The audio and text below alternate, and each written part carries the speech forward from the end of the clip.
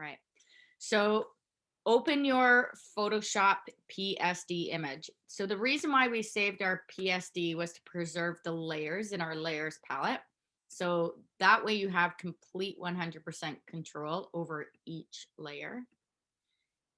We learned to do a close crop, hairs and all, using a selection tool, but using these really awesome tools that are built right into Photoshop, which are select subject and then select and mask. So then we cleaned up our selection and we were able to delete the background.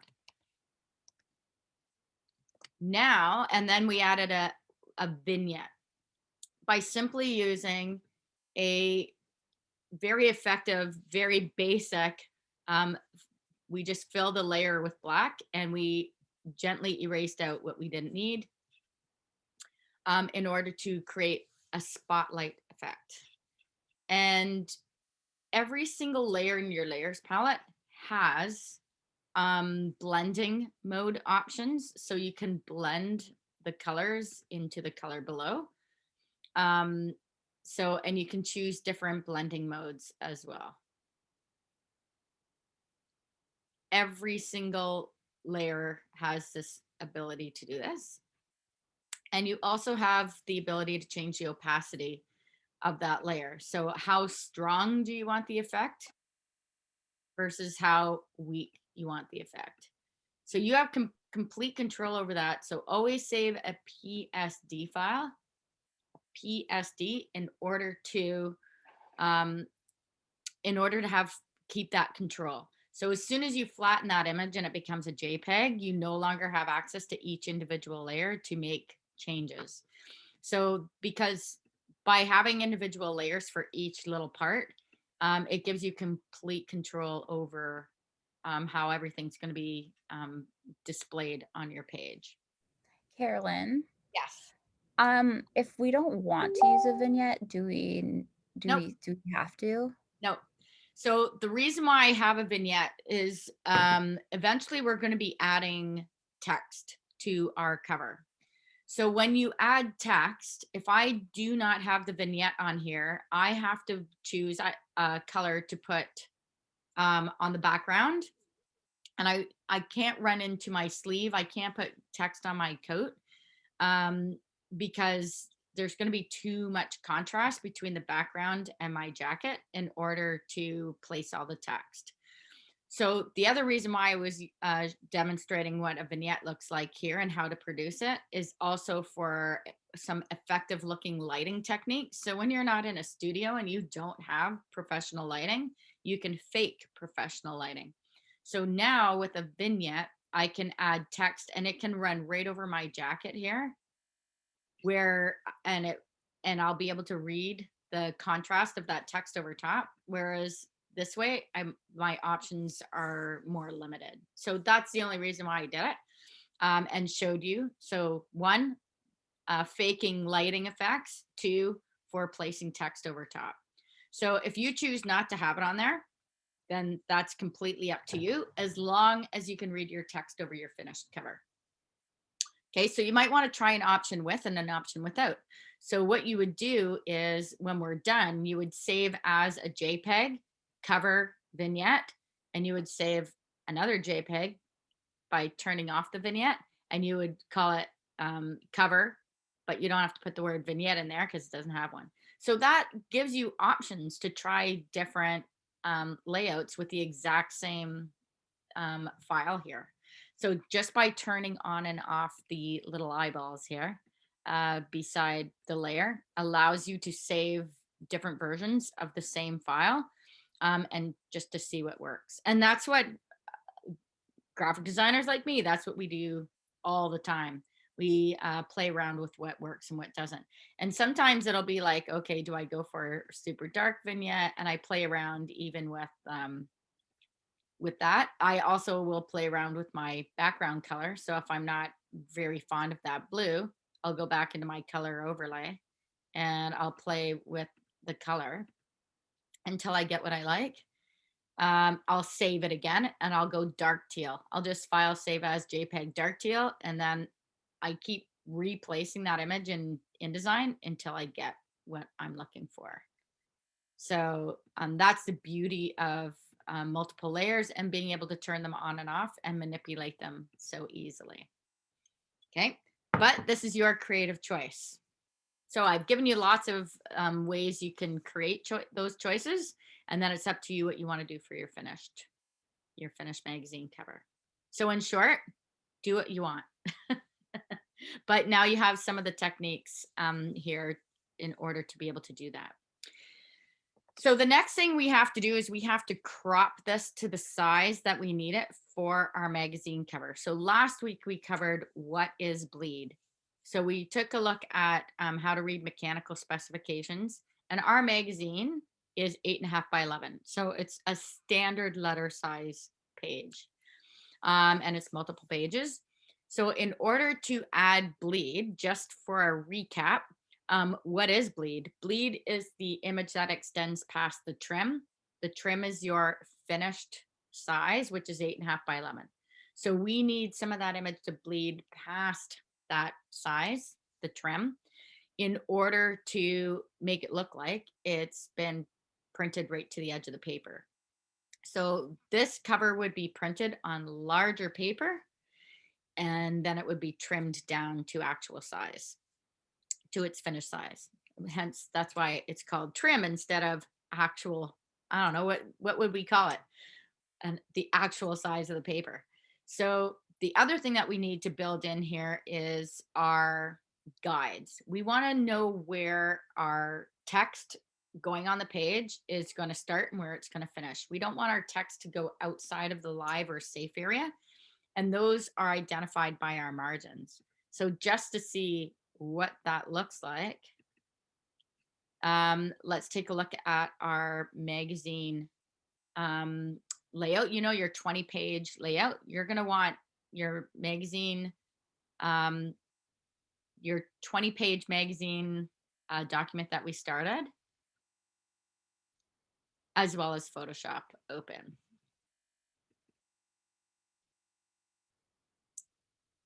So what we produced for our 20-page document was this. It's a basic layout. We did automatic page numbers. But what we built into our document, if I zoom in here, come on, zoom. There we go. What we have here is when we built our document, we added bleed. So our bleed is identified by this red line here. This red line indicates that 1/8 of an inch bleed that we added to our trim. So our trim, well, you can see where the actual finished page is because it's white, and then anything outside of that is bleed. It bleeds off this finished size page. And then we have the live or safe area, which is indicated by our margins. And our margins were 1/2 inch.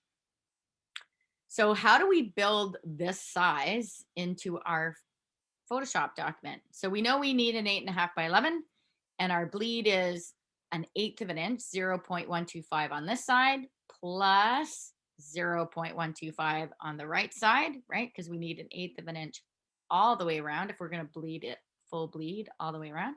So we have to do some simple math. 0.125 plus 0.125 is 0.25. So we need to add 0.25 to our width and 0.25 to our height in our Photoshop document in order to add enough image for bleed. So let's go back to Photoshop and let's crop our image to the right size. So what you need to do is you need to select your cropping tool. And we need to add those measurements to the top. So if you haven't been in Photoshop for a while, if it says ratio at the top, when you click on your cropping tool, and your cropping tool is near the top of your toolbox here. Okay, so crop tool. Once you have that selected, you have to make sure you have width, height, and resolution selected in the drop-down menu. We know what the width is, right? We know we need 8.5 plus 0.125 plus 0.125. So if we do the math, we need 8.75. We're adding 1/4 of an inch to our 8.5. So we know our width, we know our height as well, and we know the resolution that we need is 300 for print. So that's what we need to type in the top here. So 8.75. Now also make sure you're using IN for inches. If it's pixels, when you crop this, it'll crop to this big, boop, to a whole 8 pixels by 11 pixels, and it'll look like it has disappeared.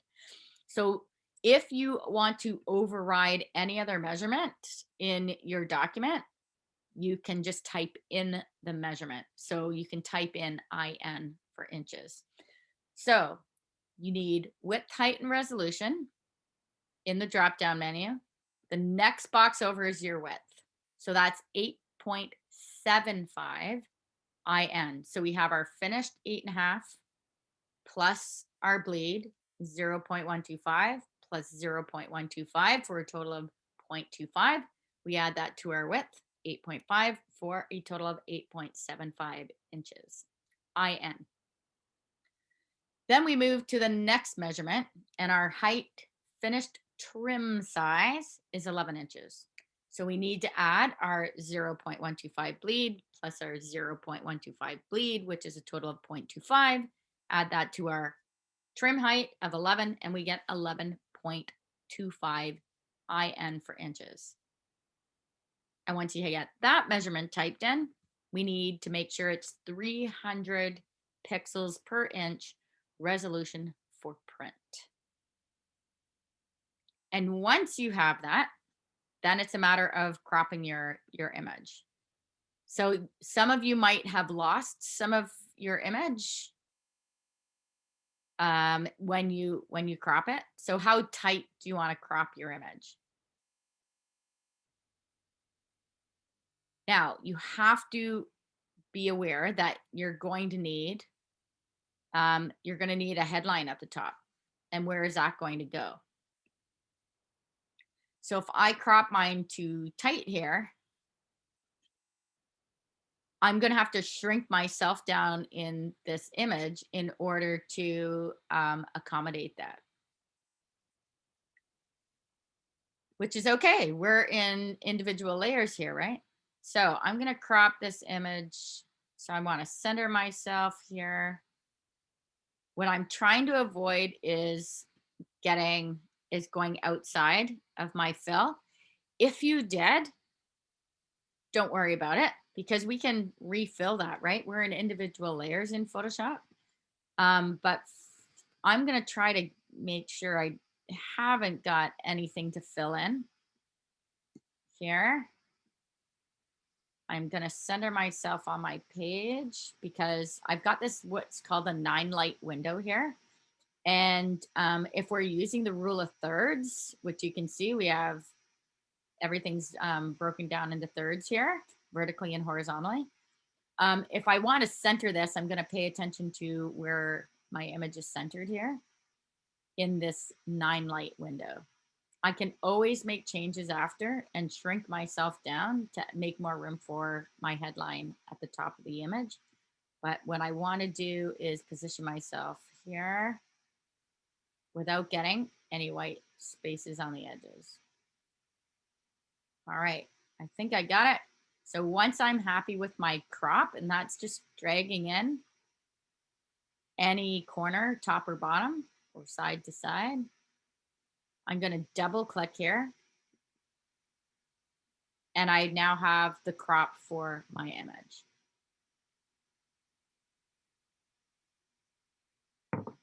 Okay, how is everyone doing? Once you have your crop, can you give me your thumbs up? For mine, it says it like once I crop the image, it like crops the picture too. So then if I try and make the picture smaller to fit the cover, since Then it your like crop. cut off my head. Okay, so what you're going to do is you're going to Control Z that. You're going Went to, right back to the very beginning. right back to the, no, before you cropped it. Yeah, yeah, before I cropped it, Yeah. which I Yeah. yeah. So if you want to go back in your history palette, and this is why I love the history palette so much. Yeah, I'm already at the back. I know I just need to like so shouldn't I have made the image smaller before I cropped it so that I'm not cutting off my head? Yep, you can crop it. Yeah. So, and sometimes you don't know if you have to do that until you've set your crop and you go, oh, I probably should make some adjustments first. So revert back to before you did your crop. Okay. And what you do in your layers palette is you select your portrait layer, your photo, and you do Control T. And where we would find that usually is under the edit menu under free transform. Not really intuitive. So if you can just remember Control T, it'll give you the bounding box for your image inside the frame. And you can then change the size inside the frame. So make it slightly smaller and then try your crop again and see if it's adequate for what you need. Okay. Yep. All right. Awesome. Carolyn. Yep.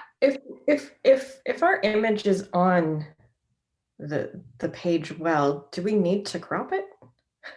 Well, you need to crop it to the exact size. Yeah, you need to. No, but we started, so when we first, before we did anything last week, Yeah, we made the page that size. we didn't make So our then photo, we didn't actually make our photo that size already, did we? yes, we did. We hadn't. Had we already cropped it? Yep. We had changed all the numbers at the top to 8.75 and all right. so I don't need to do anything then, right? No. Okay, thank you. All right. I do not have that in mind. Oh, probably because I closed it off and reopened it. You were also jumping between two different images, I believe. Oh, yes, I was. But so if you want to check your size, let's double check to make sure everybody has the 8.5 by 11. So go under the image menu to image size, just to make sure you have actually cropped it to the exact size. So this is where you check. So if your size isn't what it's supposed to be, now's the time to crop your image. But at any time you can recrop it if you want a different crop. Same size, just different crop, meaning you might want to make it tighter. You can change any of your layers by using Control T and adjusting the image inside the layer. And so this allows us, I mean, there's so much flexibility in Photoshop. It's really nice here. All right, so that's under image size, and check your size. So you need 8.75 by 11.25 by 300. Should all be listed here. And it will be around 25 megabytes. All right. So since we already have it cropped, but now I know for a fact I'm going to need to change the size of myself in this image once I get my, what we call a masthead on here. And the masthead is the name of your magazine, like the title of your magazine. So first, where are our guides and like where is our bleed on this image and where are our margins? So we're going to set that up using guides in Photoshop. So we're going to zoom in, Control plus, and I want you to zoom in on the upper left corner. And I'm going to make mine lighter because it's really hard to see. So I'm going to go into my layers and turn off my vignette. So in the upper left-hand corner, if you check your rulers, and if your rulers are not already visible, that's Control R. Control R turns your rulers on and off. It's a toggle between turning it on and off. And if you take a look at where your upper left corner is, you can see that the 0 is lined up with the left corner on both the vertical and horizontal axis. So we have 0, 0. Awesome. That makes it easy to drag guides out of the rulers onto my page. And I'm going to change the background color because my guides are blue and you'll never see them. So let me just change my color overlay for a second. There we go. All right. Ooh, that's bright. Okay. So what I'm going to do is I'm going to drag guides out to show where my bleed lines are. So how do you get guides on your page? Illustrator, InDesign, and Photoshop all work the same, where you hover your mouse over the ruler. So right now my mouse has a little move tool beside it. When I hover over the ruler, the move tool image disappears and it turns into a mouse with a tail. Once I see the mouse with the tail, I know I'm hovering inside the ruler and I can click, hold, and drag a guide down onto my page. So you can see there's a guide attached to my mouse. So click, hold, drag, and I'm going to drop a guide at 0.125.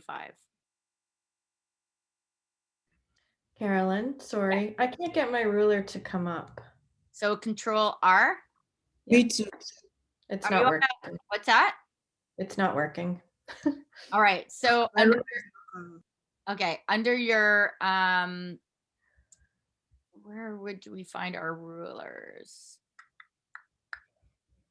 Because funny enough, it's not under the window menu. Are you on a Mac or a PC? On a Mac. You're on a Mac, so you're Yeah. doing Command R. No, I wasn't. Sorry, I should yeah, if you're on a Mac, yeah, sorry. Command is in place of Control. So that's a I difference. usually remember that, but not enough caffeine yet today. Okay. No worries. I'm in the same boat. My husband just taught me up, but it's not going to be enough, I'm sure, today. All right. So once your rulers are up, you hover your mouse until your mouse gets a tail, click, hold, and drag a guide down. Now, if you can't get it precise, it might be because you're not zoomed in enough. I mean, the devil's in the details, right? So Control or Command on a Mac plus to zoom in on that, and it'll allow you to drop that guide right in the exact place. Now, what if you put it in the wrong place? You can hover over that guide, click, Caroline, and drag it. Yep. my rulers are, I'm on the Mac, and my ruler is showing me 1,000. I try to zoom in. Are you in, you might be in pixels or another measurement. So I'm glad you brought that up. If you want to change the units of measure in your rulers, right click in your ruler. It will give you a menu of what units of measure you can choose from. So Esther, Okay. I have a feeling you're in a different unit of measure. Yeah, yes, I just changed it. Thank you. Okay, perfect. You can do the same in the other corner as well. Like on the ruler, the vertical ruler. But if you want to do both rulers at the same time, vertical and horizontal, you go where they intersect in the upper left-hand corner. So where the rulers intersect, if you right click in there, oh, come on. Okay, and of course it's not doing it for me today. You're supposed to be able to change both rulers at the same time. All right, so mine's not working, but yours might. I think it's going to be one of those days. What's the number that we have to bring the measurement into? 0.125. So that's what our bleed is, and that's where we want to set our guide. So you'll want to do it from the top, and you'll want to do it from the left side as well. So we're going to drag one in there as well. So now we know exactly where our bleed lines are. So anything outside of this guide is going to be cut off. Hence, making it look like it's printed right to the edge of the page. So it prints extra, and when it's trimmed, it'll look like it's right to the edge. Yeah, Katie, you have a question? Is it 0.125 or just 0.25? No, 0.125. And because we want that 1/8 of an inch at the top, we're gonna have to put the other 1/8 of the inch at the bottom. So we're splitting our 0.25 in two. Because so our finished size is 8.5. and we need bleed top and bottom. So we split the difference of the 0.25 to the top and the bottom, which is 0.125. An industry standard bleed is 1/8 of an inch, is 0.125. That's industry standard. For Grand Magazine, I made it bigger. And I did that so I had some wiggle room. So when people sent me ads, when agencies sent in their ads, I had some room to shift them a little bit if they weren't done well. It saved me a lot of sending them back and asking them to do them again. But sometimes I still had to ask them to fix them. All right. So now that you have your 0.125, and how can you check? You can hover your mouse over the guide and you can drag it around again. You can move them. We can lock them after we get them all into place. So I'm dragging, dropping, making sure I'm at 0.125. Again, the more you zoom in, the more accurate you can be with your drag and drop. Sorry, Carolyn, how do I get it to actually, like when I get to the spot in the ruler, how do I get it to actually draw the line on my page? You let go of your mouse. Like you've dragged it, and then you just let go of your trackpad or your mouse to drop it into place. Okay, so I have to hold, I wasn't holding it before. Oh yeah, you have to hold. So you click, hold, drag. Thank you. Okay, you're welcome. Now I have 2. Oh no, I don't need it there. Can I click on it and delete it? Nope. But I can click on it, drag it, and drag it back into the ruler. So if I didn't need it, it's like, oops, I'll just drag it back and place the guide back in the ruler. All right, so now that we've set up our guides at 0.125 and 0.125, we now need to set our margins inside our bleed. These are actually where our trim is, right? Our bleed is outside of the trim. And now we need margins inside these trim lines. We know it's 0.5. Yeah. Someone had a question? We're okay? All right, Terry, shaking your head. Come on, tell me. I can't get the lines to actually, like, Oh, maybe they're hidden. So let's see your under your view menu. Go down to show. I wonder if your guides is not check marked. Under view, show guides. If there's no check mark beside the word guides. No. Okay, so turn that on and you might have 12 of them. It won't let me. It's like, oh no, there's a check. It's grayed out. I can't do anything with it. It's grayed out?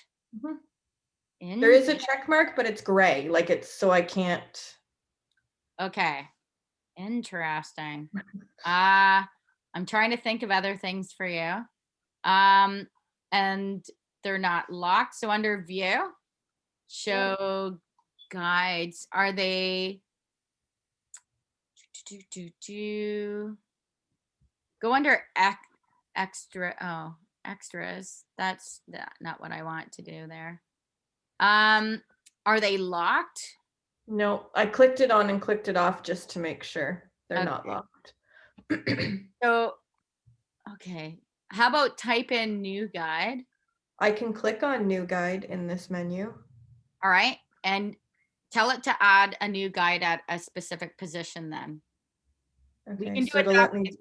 That's another way to add guides. So 0.125. And see if it adds one there. Yep, it did. So I'm gonna do that. So that's your override. Okay. Now, that's way easier.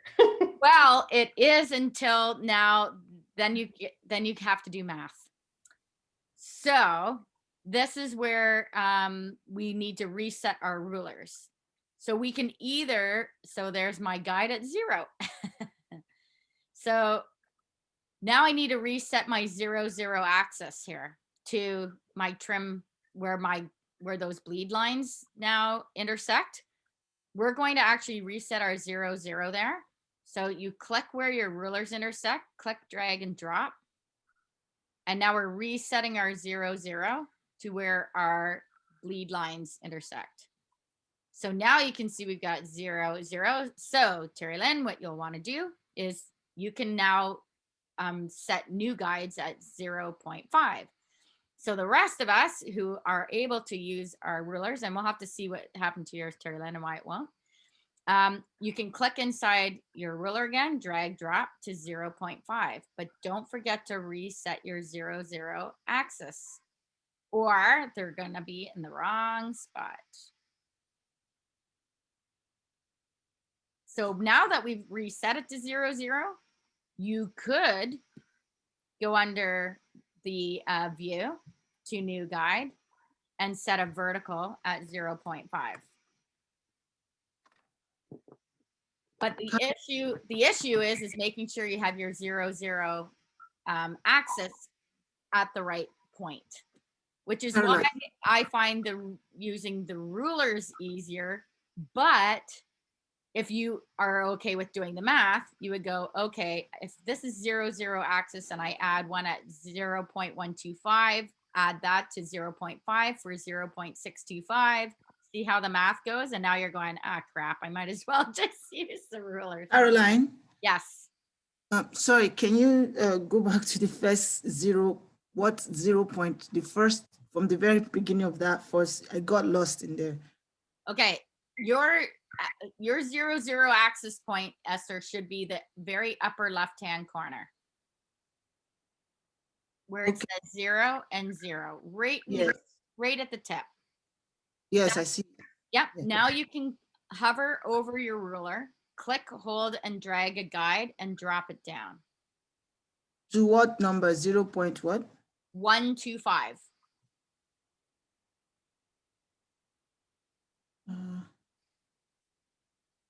Okay.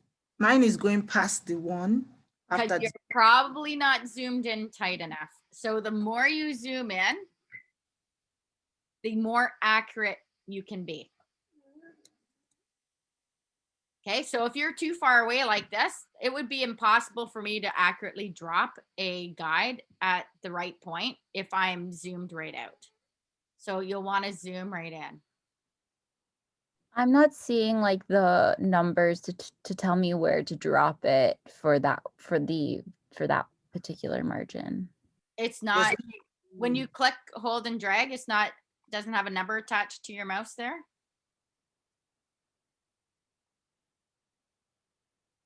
I can't even see the numbers on the ruler. No. You don't see a number attached to your mouse? No. Okay, so you're gonna have to do the same thing as Terry Lynn. This is the one thing I do not like about not being in class is I can't just hover over your shoulder and go, hey, oh, look, this is where we can fix it. So I'm sorry about that. So the solution today is make sure you have your 0, 0 axis where it needs to be. So if you're dropping your 0.125 guides, make sure your ruler is set in the very upper left corner, right at the tip of the image. Then you're going to view and you can create a new guide and just place it where you need it at 0.125. So you can place a vertical guide and a horizontal guide. You'll have to do it twice, obviously, but so you can set it at whatever position you want. Then when you need to set in your margins, where the rulers intersect in the upper left-hand corner again, click, hold, drag. Reset them where your bleed guides intersect. Like so.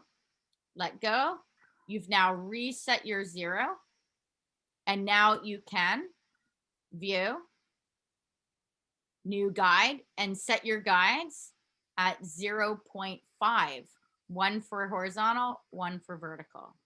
And then you should have the same setup I do when you're done. I'm So sorry. yeah? Moved a little fast for me there, and I had to fix my bleed lines, so I missed most of what you just said. Okay, so do you have your bleed lines on now? Your bleed guides, sorry? Yeah. Okay.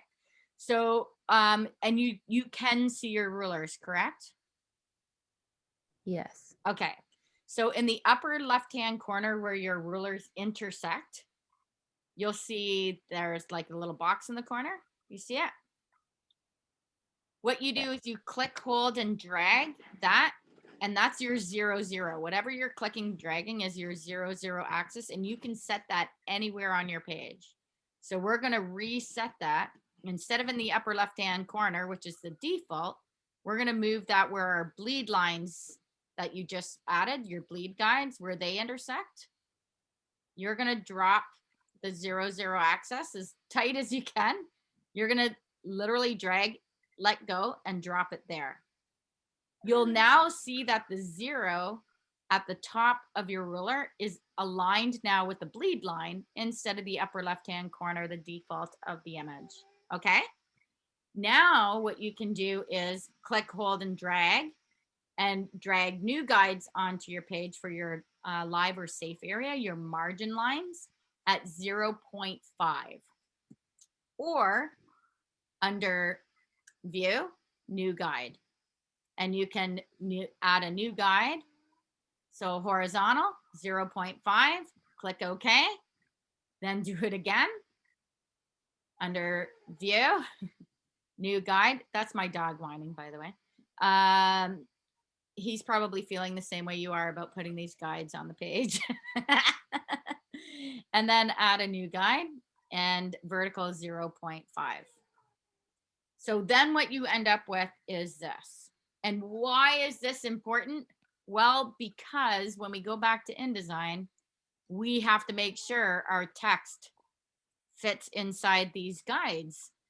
And I, as putting a magazine together, I send ads back to the originator to say your text is outside of the live area and it's required to be inside. So if you want to make sure you have your ad done right, you've got to follow the mechanical specifications. And some magazines are super strict. I was okay, depending on how bad they were, or they were repeat offenders. It's like, oh my God, are you ever going to get this right? So I actually did a tutorial for, like, I couldn't believe how many agencies still didn't get this right. So the reason why we're going through this painstaking process of putting these guides on is to make sure we're lining up with the mechanical specifications that are needed. So so we've got a proper file in that we're sending off to a magazine, right? Like currently we're creating the magazine, but what if you're sending a finished ad off to a magazine and they need to place it in their InDesign document? Well, you've got to get this right. So this is why we're going through this process. All right. Carolyn. Yes. Could you show me how to do the new guide again? New guide for which one do you need to get on? Oops, sorry. Okay. Just a second. I've also got to call my husband to see if he's.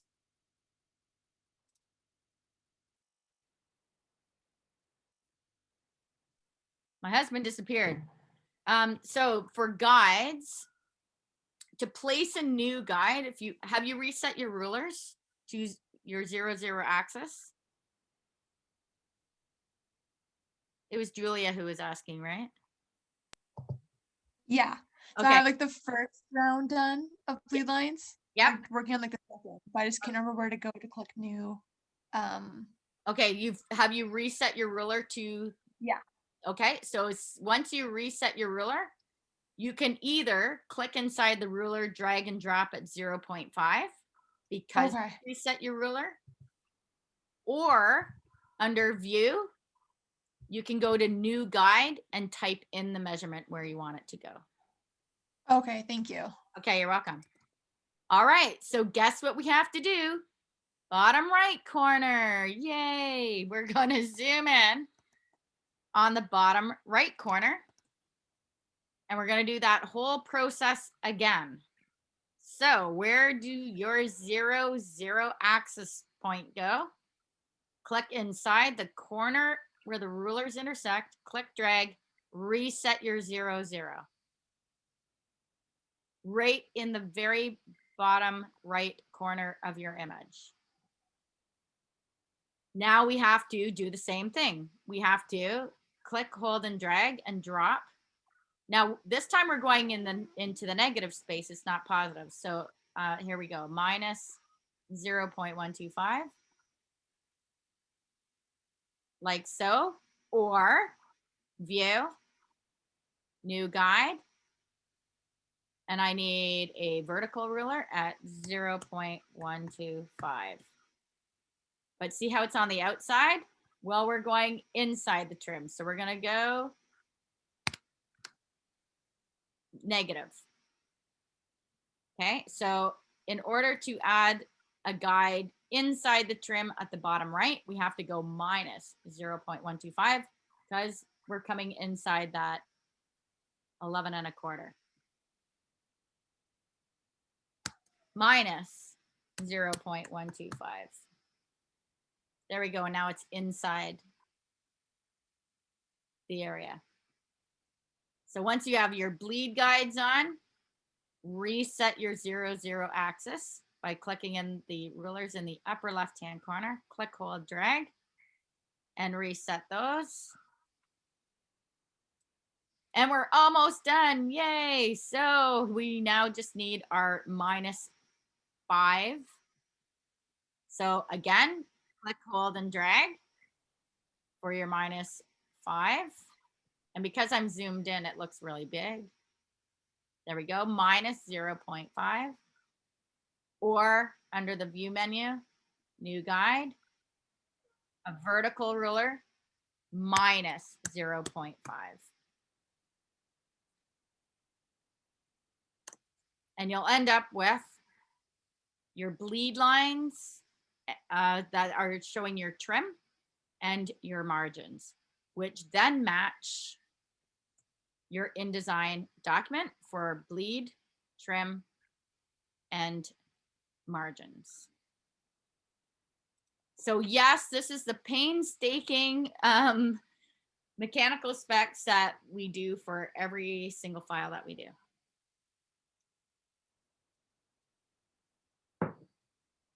All right, so while you finish that up, I'm going to take my dog up before he has a complete fit here. Could you think I just can you show me how to do the bottom left, like bottom right hand corner again? Like, I'm confused.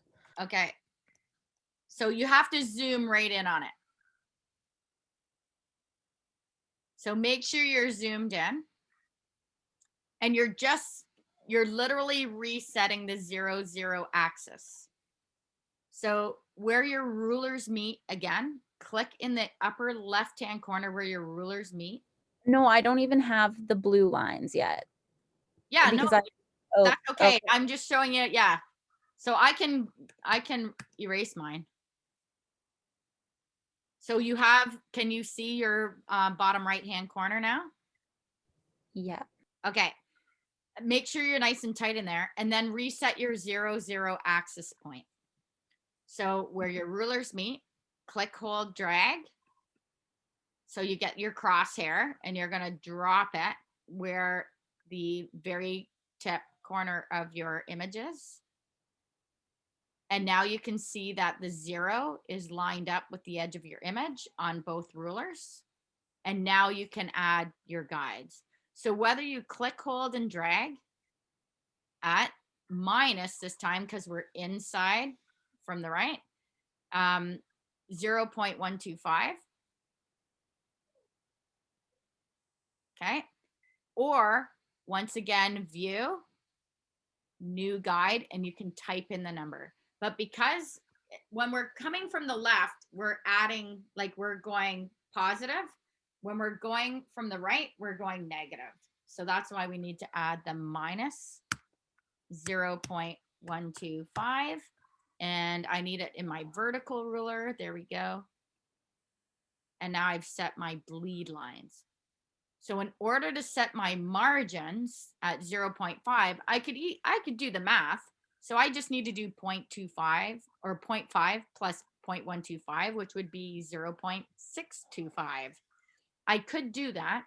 Or if I don't want to do any math, I can just reset my 0, axis point by again clicking on the ruler where they intersect, drag and drop it at my new 0, which is where my bleed guides intersect.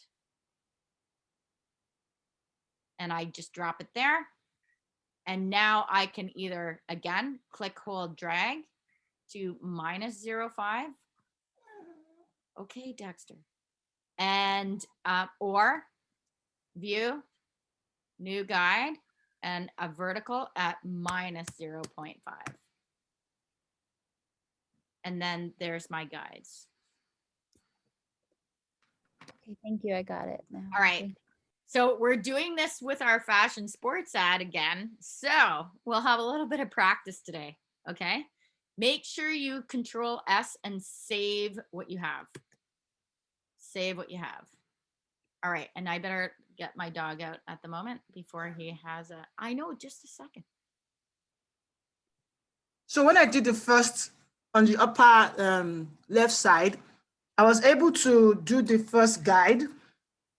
When I tried to the second guide, I'll have to watch a video about that. The second guide, I tried to go down to the second, the lower part, but I couldn't find my. It's showing me on my ruler is 6, 7, 8. It's not showing me the 0 like it's on your Did system. Which are you in your upper left-hand corner or your bottom right-hand corner? I'm on.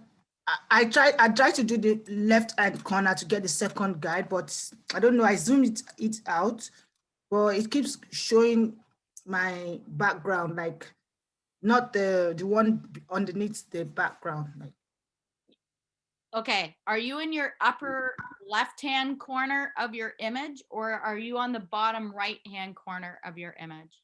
I'm on the left hand, but it took my image out of the, I tried to make I have the first 0.125, but my image is now out of the whole, space. It's not showing the background, the one that has the box. My image is like shifted. You might have accidentally shifted your image. You might have clicked on it and moved it.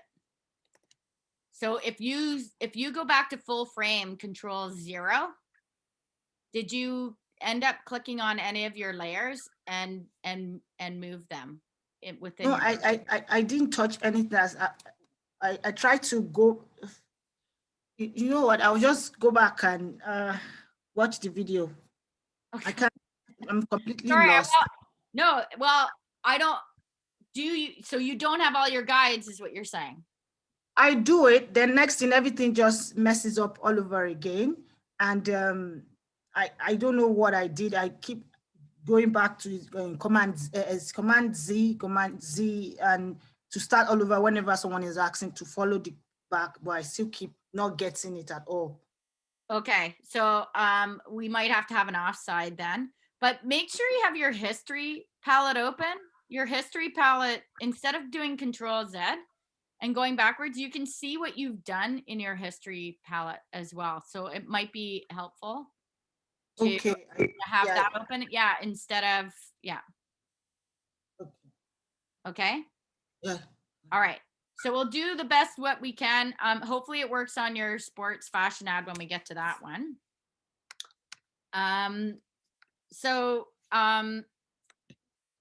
Aside from poor Esther, who's struggling to get these on her page, so we'll have an offside there, Esther.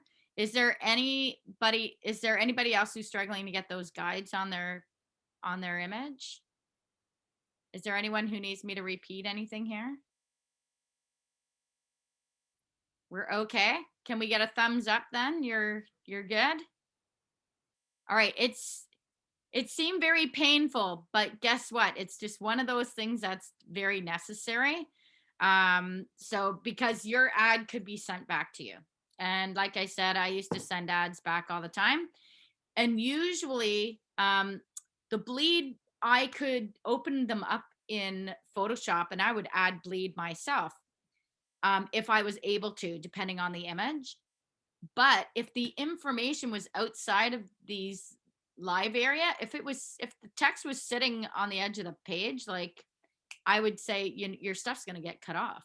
So sorry, you're going to have to redo that and reset it and resend me the ad. And if you're on deadline, if your ad runs, if an agency creates an ad and it runs and the text is cut off, is your advertiser who paid you to create that ad going to pay you? Probably not. So, and we ran into that, like, trust me, we had some pretty mad people. So I fixed what I could, what I was capable of doing.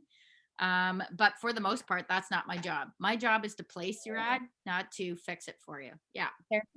Yeah. My image is on the outside of those blue, like both blue lines. Does it have to be on the inside of both of the blue lines? What do you mean? Where though? So Like- like my image is like I'm like up against a win, like I like it has to go to the right of the page because like it's not a full, like it's not a centered image. It's like Right. off to the side a little bit. So if your image itself, so you have to decide where you think you want your image to be cut off. Okay. So currently my whole image is on the inside, right? It's completely contained inside my margin. I know where I want the image to be cut off. I just want to know, like, does it have to be within the first like 1.25 or 0.125 margin, or should it be on the inside of the like 0.5 margin? Well, you have yours is a little different where you've shot yours where you're literally cut off, right? Your arm is cut off on the right. Yep. Correct. So I could position myself outside of there. Do I want to position my body like my edge of my arm right on where it's going to be trimmed? No. The reason why I don't want to do that is I want to give it a little bit of a frame. So I would either hover that on the inside a bit and give it some space, or I would cut it and just make an obvious cut to it. I don't want it sitting right there on the edge where it's going to get cut, because it's going to look like I've ooh, yeah, you know what I mean? You want it comfortably So what I'm inside. asking Yeah. is if it's okay in the second, between the second line and the first line. So if it's in like the one between, like, I know that if it's after like the 0.125 line, that it's going to get cut off, but it's okay if it's within the other line. Oh yeah, right? it's okay if it's in here, but you don't want it sitting right on the edge of the trim, like, because that doesn't look comfortable, right? You want some comfortable space around where it's going to Okay. get cut. So Yep.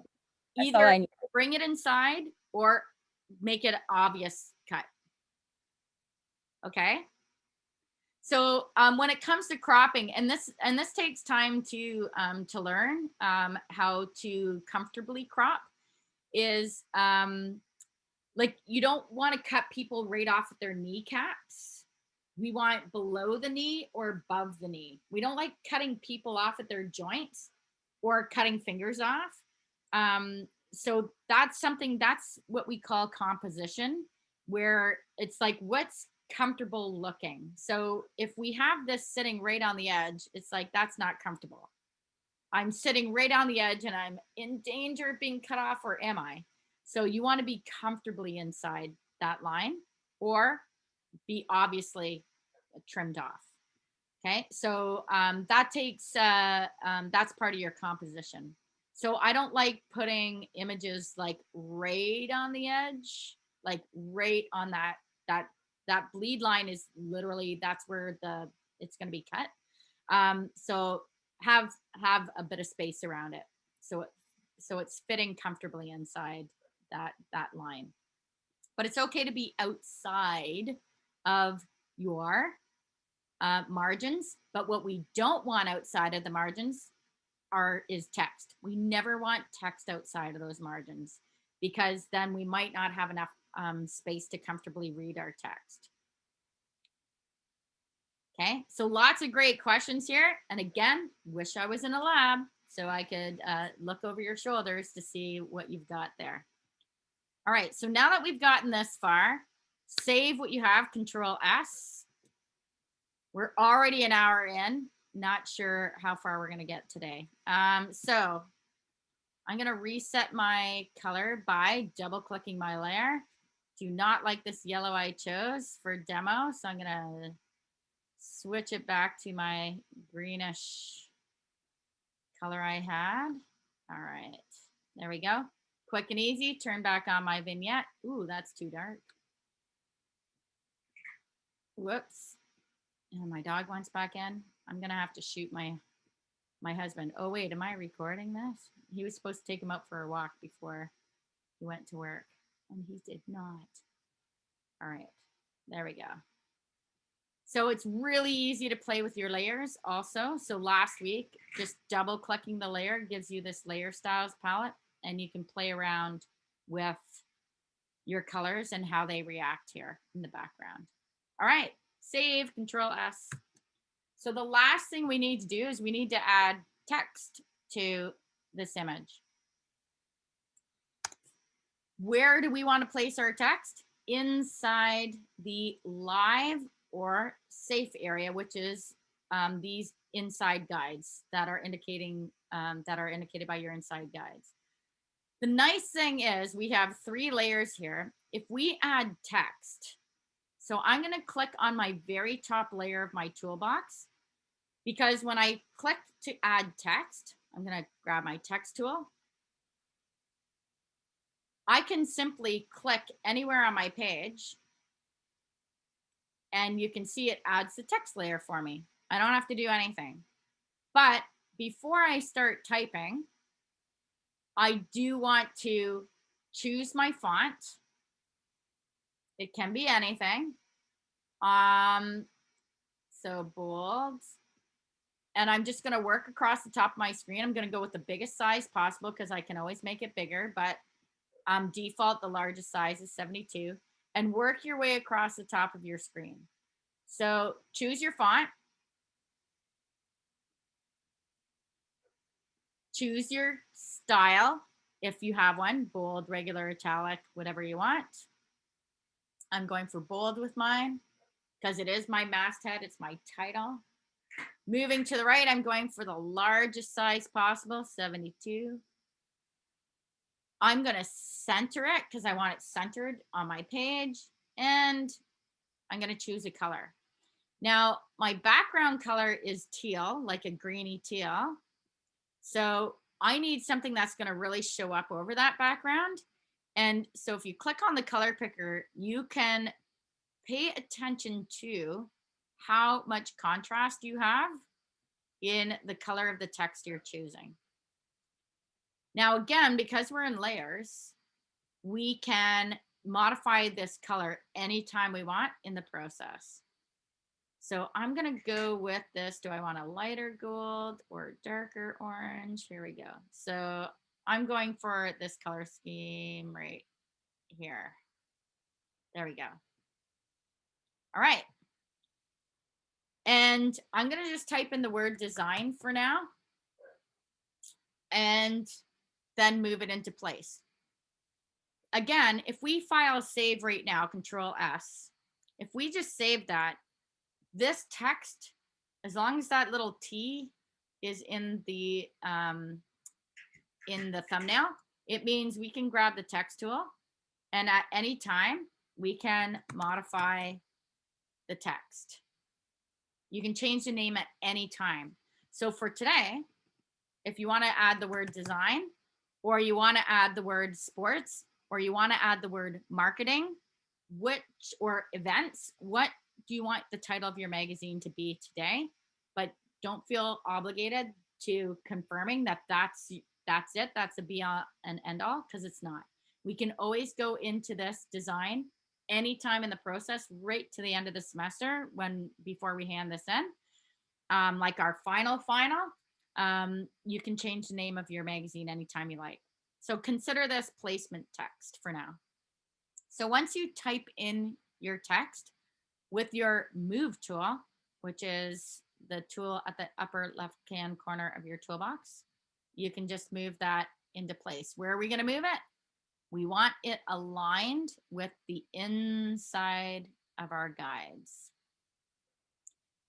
So once you've set your text and you've placed it in the upper left-hand corner of your guides, if you want to make it bigger, you could use the the text tool, highlight it, and Control Shift greater than, or with the move tool, just like you can change the size of an image in any side of your layers, the text can also be selected as an object in a layer with Control T or Command T on a Mac. So you get a bounding box and you can increase the size of that. And I'm increasing the size to fit and align inside my guides. Like so. I'm going to move it down because I'm going to add some more text above the word design. I'm going to write the words visual communications in InDesign. So I'm going to put design here. All right. I want to make sure that it's aligned with the inside guides, my margins. And I'm going to hit enter to lock that in. Okay. That looks ridiculous over my head, but that's okay. I can change the size of my portrait within my magazine cover.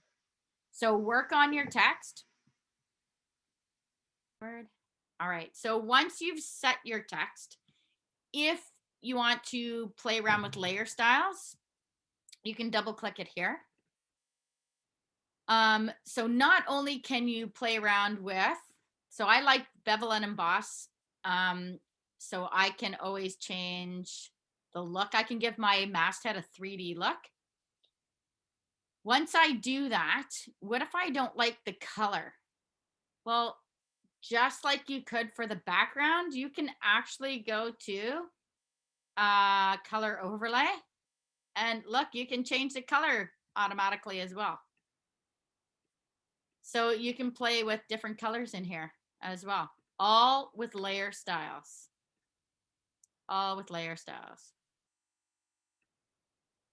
So there's so many options in here. You could add a stroke to that. So if I want an outline on my text,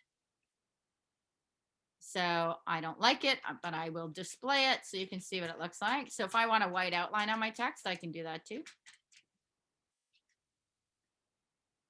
So position it on the outside of my text. Whoa, huge. But the option in here is pretty crazy. So I'm going to turn the stroke off because that was a bit much. I'm going to keep it simple and use the KISS principle. But I can also add a drop shadow at the very bottom of the list. So I'm just going to keep playing with my my text layer here. And I need to multiply black for my drop shadow. My drop shadow is on the top, which is weird. If I want to match the lighting of my photo, which is almost straight on from the top a bit, I'm going to change the angle of my, there we go, of my shadow. There we go. So now it's at the bottom. I mean, the amount of control you have in here is kind of ridiculous. So if I want, I can change the direction of the shadow and have it come from the top, as if the light's hitting it from underneath. So do I want the light coming from the right? Do I want the light coming from the left? Where is your lighting coming from in your photo? And you can match the angle of the lighting based on your image. You can match that lighting angle in your drop shadow as well. So, I mean, the stuff you can do in here is a little bit crazy. All right. Carolyn, quick question. Yes. How can I make my text bigger? Okay. I think you probably talked about it before, but I was like, that's okay. You were not there yet. playing around and having fun. So, so Control T in that layer will give you the bounding box. Okay. And then grab a corner anchor point, whoop, and shift it as big as you like. All right. Awesome. Now, it is over top of my head and it looks dumb. It really does look dumb. So since I'm the focus of my magazine, I'm going to click on my portrait layer and do a Control T, or on a Mac, Command T to get the bounding box. And I'm going to shrink that down a little bit. Ah, there we go. But I can still get away with a bit of an overlap of my head over top of my masthead. So let's see if I can see my whole image here. There we go. All right. So depending on where I put it, I'm going to center that there. All right. I can still make out that this GS, okay. I want to make sure I can make out my letters. All right. So if I need to be in the front, how do I move my portrait to the front? Well, I can take the word design and put it underneath my portrait by just rearranging my layers. Layers are interchangeable. You can reorder them at any time. So I'm going to reorder that. Okay. Problem. My vignette is over top now of my word design. Well, I don't like that view. I'm going to put it back on top. Okay, so why don't I move my portrait on top of the word design? Now I lose my vignette effect. Well, how do I keep that intact? I want my vignette on the top,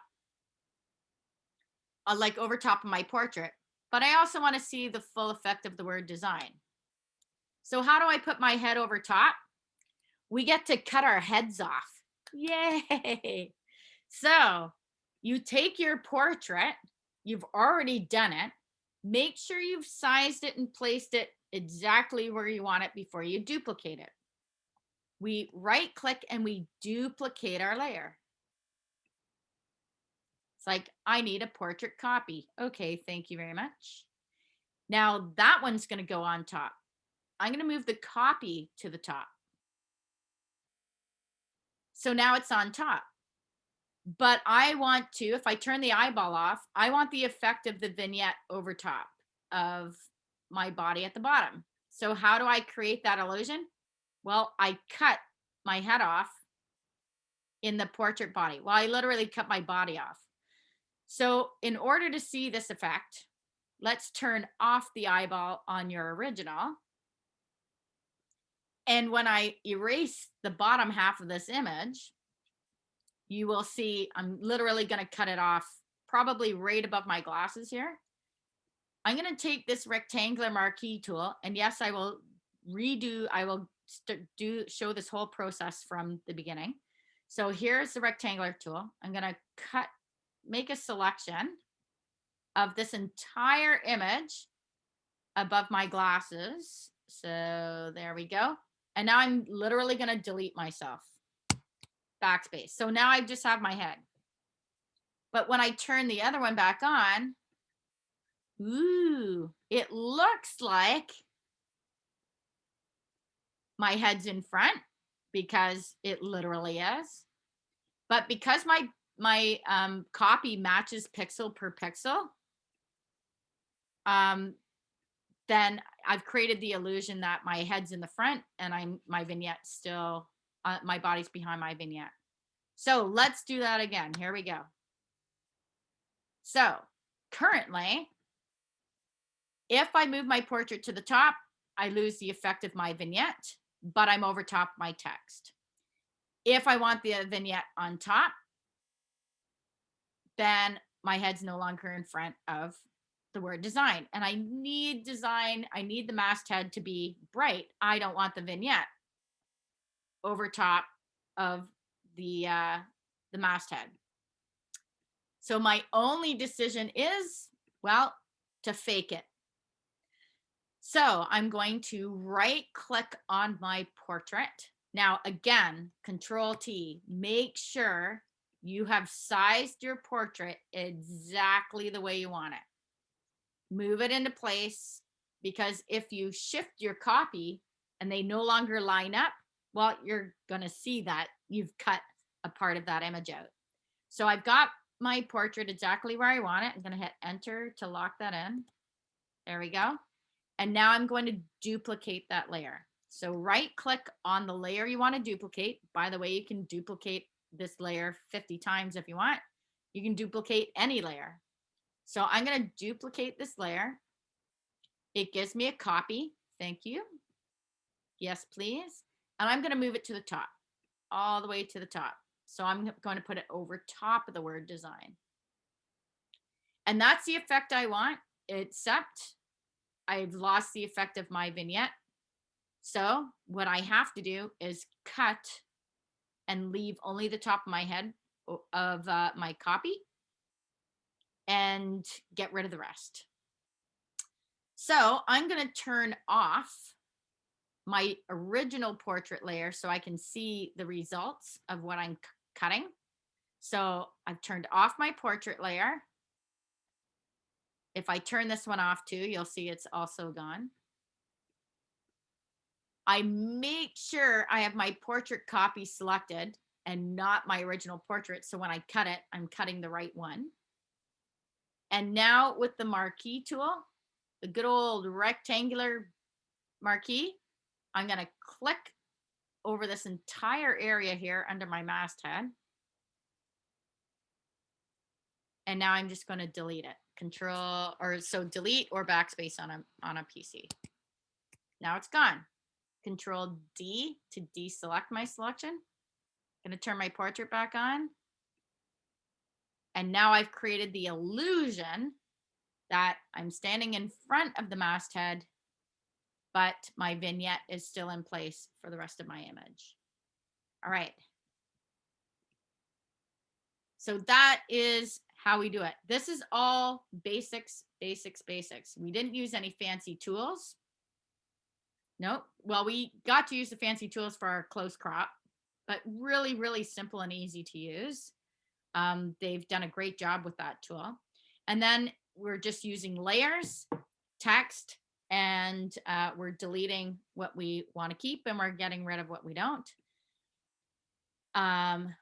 So again, each and every one of these layers, even my vignette, I can open a layer styles. And if I want to add a color overlay, you can see I can even change the color of my vignette. If it's an individual layer, you can get layer styles for it.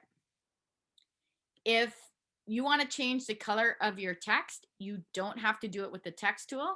You can simply double click your text layer and you can change the color at any time. You can add the bevel and emboss. You can add a drop shadow. You can do all sorts of things in here. If you don't like an effect, you turn it off. Okay, so it's that's why I like to call Photoshop magic, because it really is kind of magic. All right, you are done. Your cover. Now we need to import it into InDesign. So let's file, save as. Well, first, file, save. You want to preserve all your layers. The one thing you never, ever, ever want to do is flatten your image and lose the capability of keeping all of your layers intact, because then you're kind of stuck with it. You can't modify your layers. You can't make changes. If you did want to move your portrait and your head around, use the Control key or Command on a Mac if you want to select those two layers at the same time. Then if you want to scale it, Control T, it'll select both the layers at the same time. So that still gives you some options. Whee. One thing you want to be able to do though when you do this is make sure you can read the text as is, because I'm trying to remember. I'll have to find it. I kept it on purpose because one of the students from a few years ago, when he put his head over top, it changed the spelling of the letters and it didn't read what it was supposed to. I think it read shit instead of what it was supposed to. So it was rather funny. But it does show you that you do need to make sure you show enough of the letters in order to be able to read the word as it's supposed to be read. So if I go too big, it might be difficult to read the word S. Like, can you still get the word design out of this? Not really. So I want to make sure my image is small enough so that I can read all the letters. And I can clearly make out the S and the I and the G. So there we go. And just hit enter to lock it in. Oops, I got a little bit of a hairline. All right, I'm all right for now. Okay. Sometimes, like, depending on how much you've zoomed in and out, you can see it shows a white line in my preview. Just zoom in and try different zooms to see if those disappear or not, because it could just be your preview. All right. So now we need to save this. Control S to save your layers. Now you need to file, save as a JPEG. So I've got my Carolyn portrait. I'm going to call this my mag cover, magazine cover. Make sure you name your files appropriately. Magazine cover. There we go. And I'm going to save. I've already saved the PSD. I've preserved my layers. Now I'm saving a JPEG. Now, why am I not saving a file that is an CMYK for print and an EPS file, which is required for CMYK printing? Because we're probably going to make changes to this, right? How many times might you go back to this? So what you want to do is, while you work on this, you do JPEG, JPEG, JPEG. So as many changes as you make JPEG. And at the very end of the semester, we're going to do what's called production processing, which is, okay, this file is done. I'm happy with this file. I'm now going to convert it to CMYK and save it as an EPS and replace it, because I know that is the finished be all and end all approved file. Why would I save a JPEG? File save as JPEG, because I can control the amount of compression and my files aren't going to be huge. An EPS file is going to be a bigger file. It's also 4-color process instead of 3. So it's going to be a bigger file to accommodate the extra color. So we're in RGB mode, red, green, blue. It's JPEG, and JPEGs, you can control the amount of compression. So 8 or 9 for what we're doing for placing in InDesign is perfectly fine. So we went from a 25 megabyte image PSD to and you can see mine is only 520K. It's not even a megabyte. So that did a really nice job compressing the file, but it will still preview in its high res glory. Okay. JPEG. So file save as JPEG.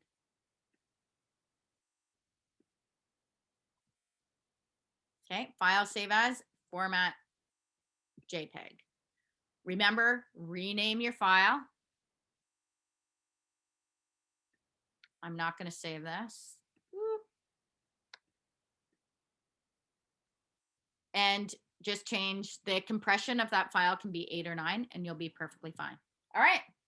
That's it for this one until we place it into InDesign. All right. How'd you do? All right. We are going to take a 5-minute break. Only 5 minutes. Why? Because I really want to get our fashion ad done too. Then we're going to place both of them in InDesign at the same time.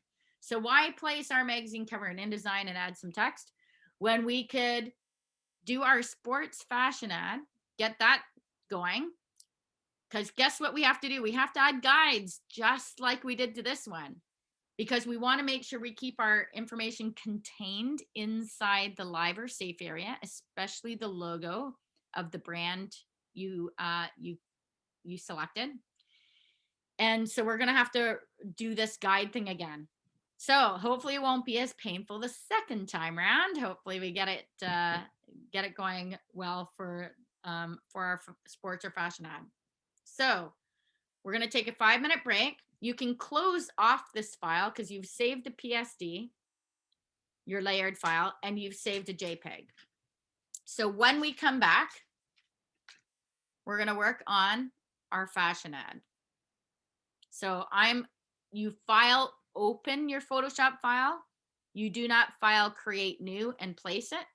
You just file open your original file and I got some work to do on the background. I'm just going to show you how to do some cleanup here. And we're going to make it look black and white. And I'm going to make myself look better. I'm going to show you a few things with when we come back. Like, I'm going to show you how to remove. Like, I want to get rid of some of my wrinkles, but I'm going to show you how to remove, like, I've got freckles here. I got a couple lines. I'm going to show you just how to smooth some of those things out. As you can see, my image isn't that sharp, not as sharp as it could be. So I'm just going to show you some techniques and also getting rid of my background. But this is going to end up being my finished ad. And I had one open. So my finished ad, if I can find it, open recent.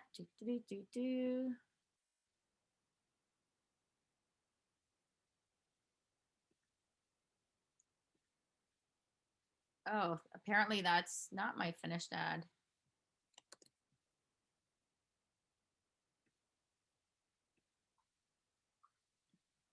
I must have saved over it.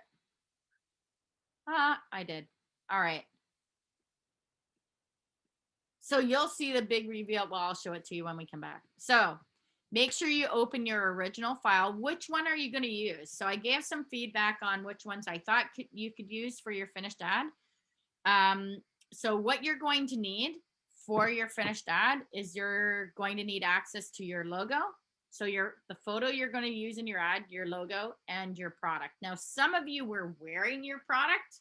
So I'm going to show you how to use that if you did, or you were holding the product. For some of you who were holding product, you couldn't really see, and you couldn't see the logo, or you couldn't really see the brand. You still probably want to look for a close crop, like a retail image. You don't need to have that in there today if you need to find one. But we definitely want to make sure that we can identify the brand in your image. So when we come back in 5 minutes, so at 10:40, we're going to start working on our sports fashion ad. This one will go a little bit quicker, I promise you. All right, so I'll see you in 5 minutes. All right, we are back. Okay.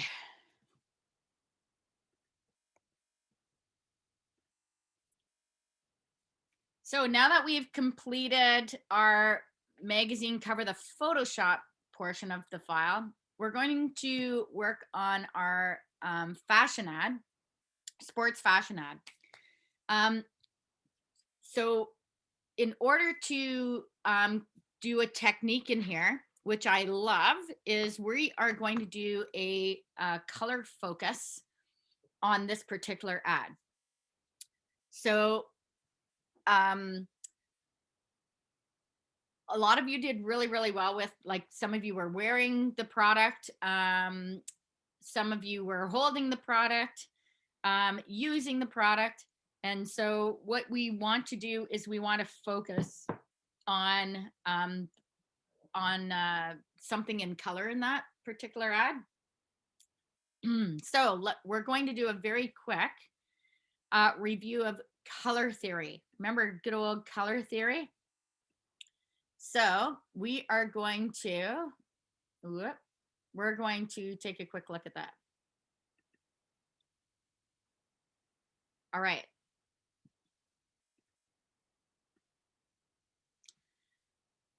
So when we are looking at color theory, so we want to incorporate color theory into everything that we do because it has a lot to do with branding.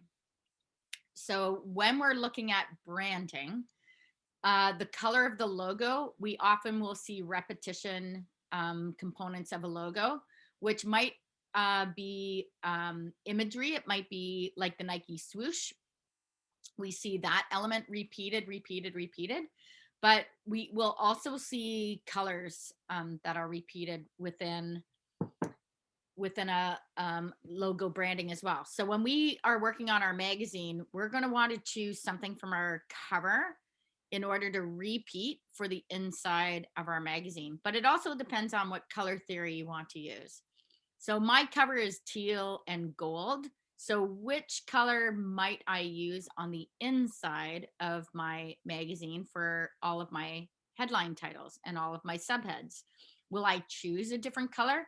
Probably, because not only will it help with branding and making a visual association with my cover, what it will also do is help with navigation through the content of my magazine.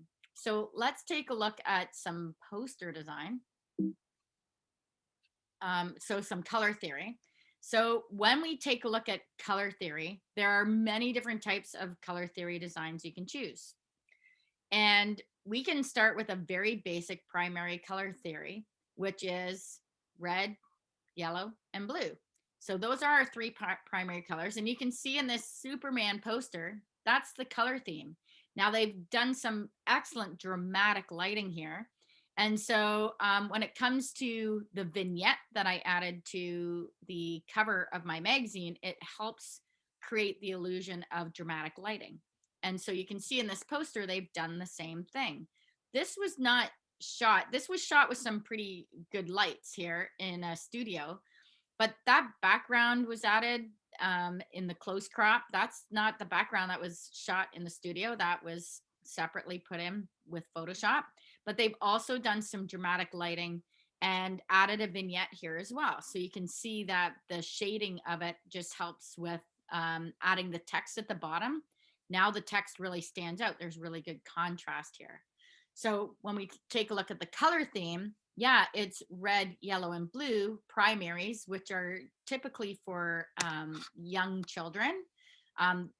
This color theme attracts young children, but in this particular case with the drama of the tints and shades, right? That bright highlight of the white to make him look more, we give them a halo effect because he's the hero, right? So if he's well lit and he's got a glow about him, that gives him like kind of like the godly heavenly, he's an angel sent from heaven kind of idea with that dramatic harsh lighting. And then you go into this dark shadowing, which adds the drama and helps with reading the text over top of the poster. Then we have secondary colors. Now, secondaries were widely used in the 60s and the 70s. And so this is Jefferson Airplane. So we've got this great color theme.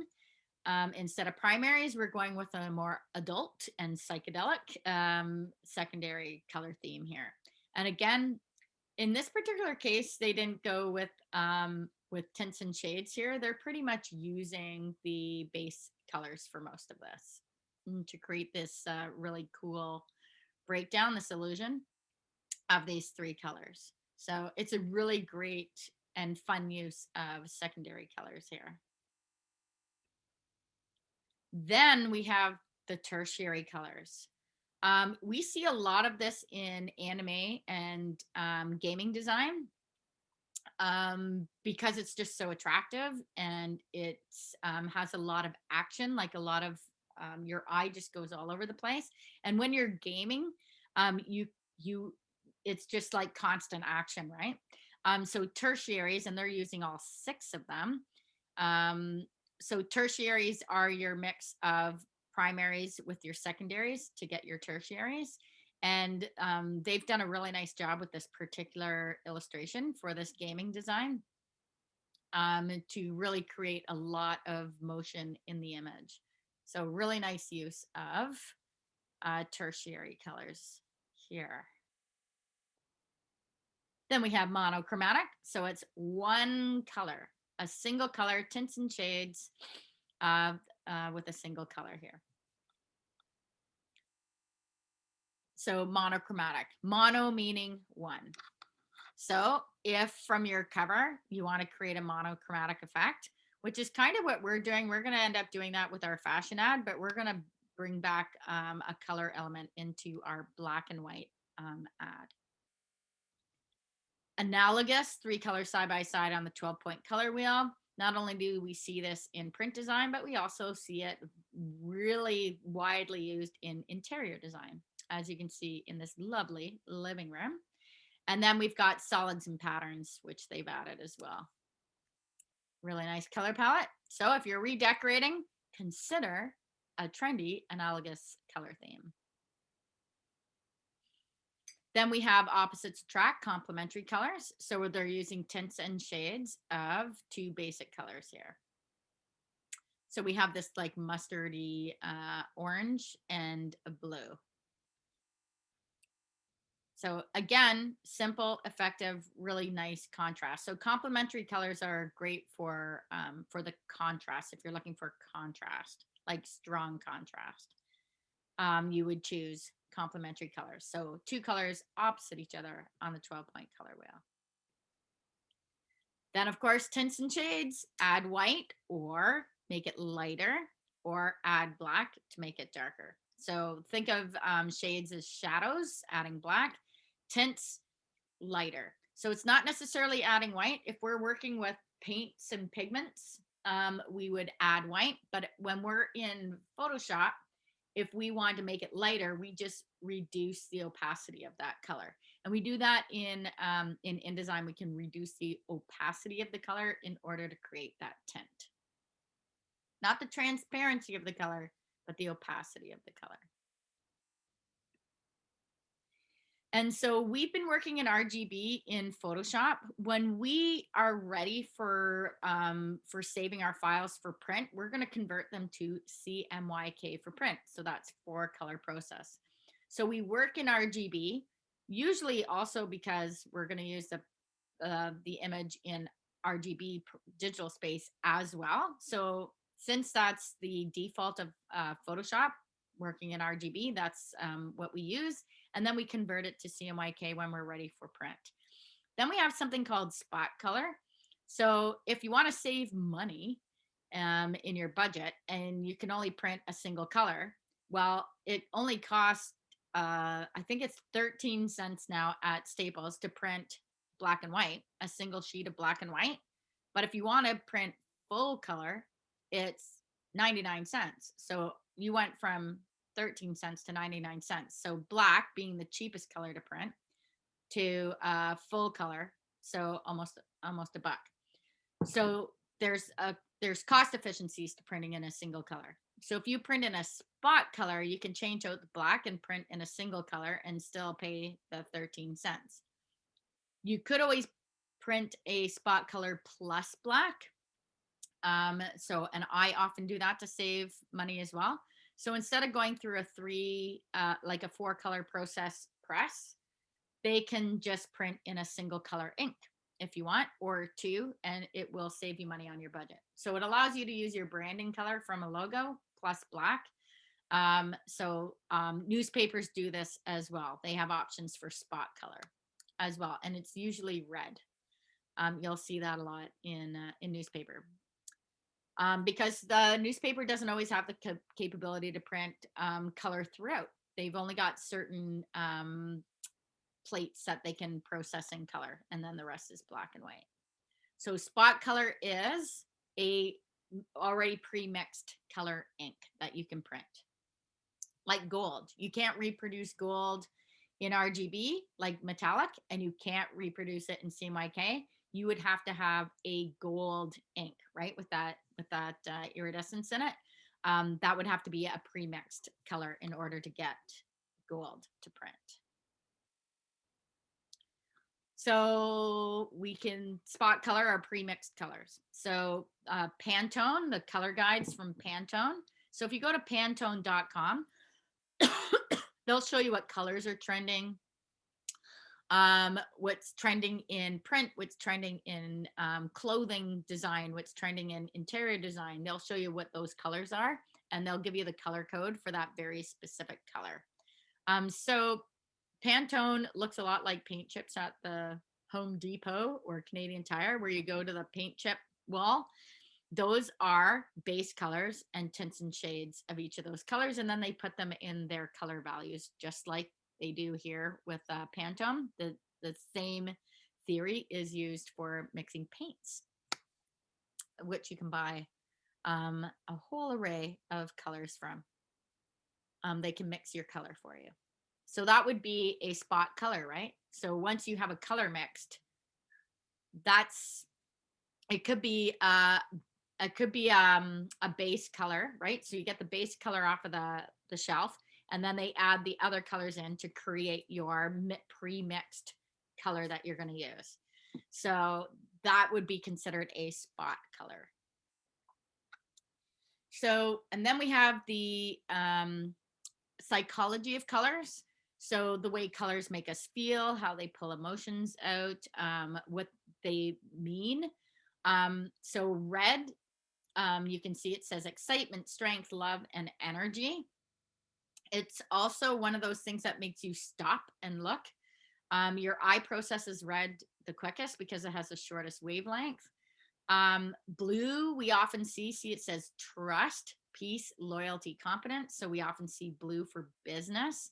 Green, nature, healing, freshness, quality. So we often see that in nature and organic foods and fresh produce. So you can see that your color, maybe you choose your colors based on a particular theme, like the ones listed here in the psychology of colors. So there's lots of science that goes into this, into the colors that we choose. Now, purple, an interesting color, royalty and luxury. Why is it associated with royalty and luxury? Well, you didn't see purple much back in like in Egyptian times. If we go back that far, purple was so rare that the only people who could afford it were kings and queens. So that's why it's associated with luxury and royalty. It stood the test of time, and that's what it still means today. So the easiest and cheapest color to reproduce, black. If you want a spot color of yellow, yellow is actually more expensive. A friend of mine owns not Napa Auto Parts. He's partnered with Napa Auto Parts. Britain Auto Parts he owns. And he said, why is it so expensive to print my cards? Because his logo is yellow. His logo is yellow. So yellow on a white card. So that's why a lot of people don't choose yellow, because yellow on white doesn't have as much contrast. So his logo is yellow with black. So his is more expensive than, say, printing red with black. So his spot color is more expensive. All right, and then we have all these brands that associate with each one of those. So when you take a look at the logos at the bottom of this psychology of color at the bottom, look at all the different ways that these, like, what is the meaning behind all of these logos? So what's their mission statement? What's their vision statement? What do they stand for? What's public perception of the brand? And then you can see how they've used color to associate with those meanings. So this is a really fun chart. By the way, I provide these to put in your magazine when I provide all of these files. So all these files you've seen so far, I provide these for us to use to put in our magazine so we can use them as a reference guide later. And then it also shows a potential employer all the stuff you know, which is good. All right, so here's some great examples of posters. So we have primary color themes. Who are these posters for? Children. Primary colors are often associated and used for posters for children and ads for children. Then we get into the monochromatic. Ooh, look, I spelled monochromatic with a D. Interesting. All right, look how dramatic these are. So monochromatic gives us the drama that we're looking for. And you can see the Maleficent is the only thing that's in color pretty much are her eyes, which are really in focus here, and the red of her lips sneaking out there. So we have monochromatic with pretty much a spot color here. So you can see even in this Black Panther image, it's pretty monochromatic. They've reduced the color in here, and then they've added a spot color. So this Black Panther with the blue and the yellow. And that's the only thing that's in color in this poster. So we're going to try to create the same illusion with our sports and fashion ad. We're going for a monochromatic color theme with spot color.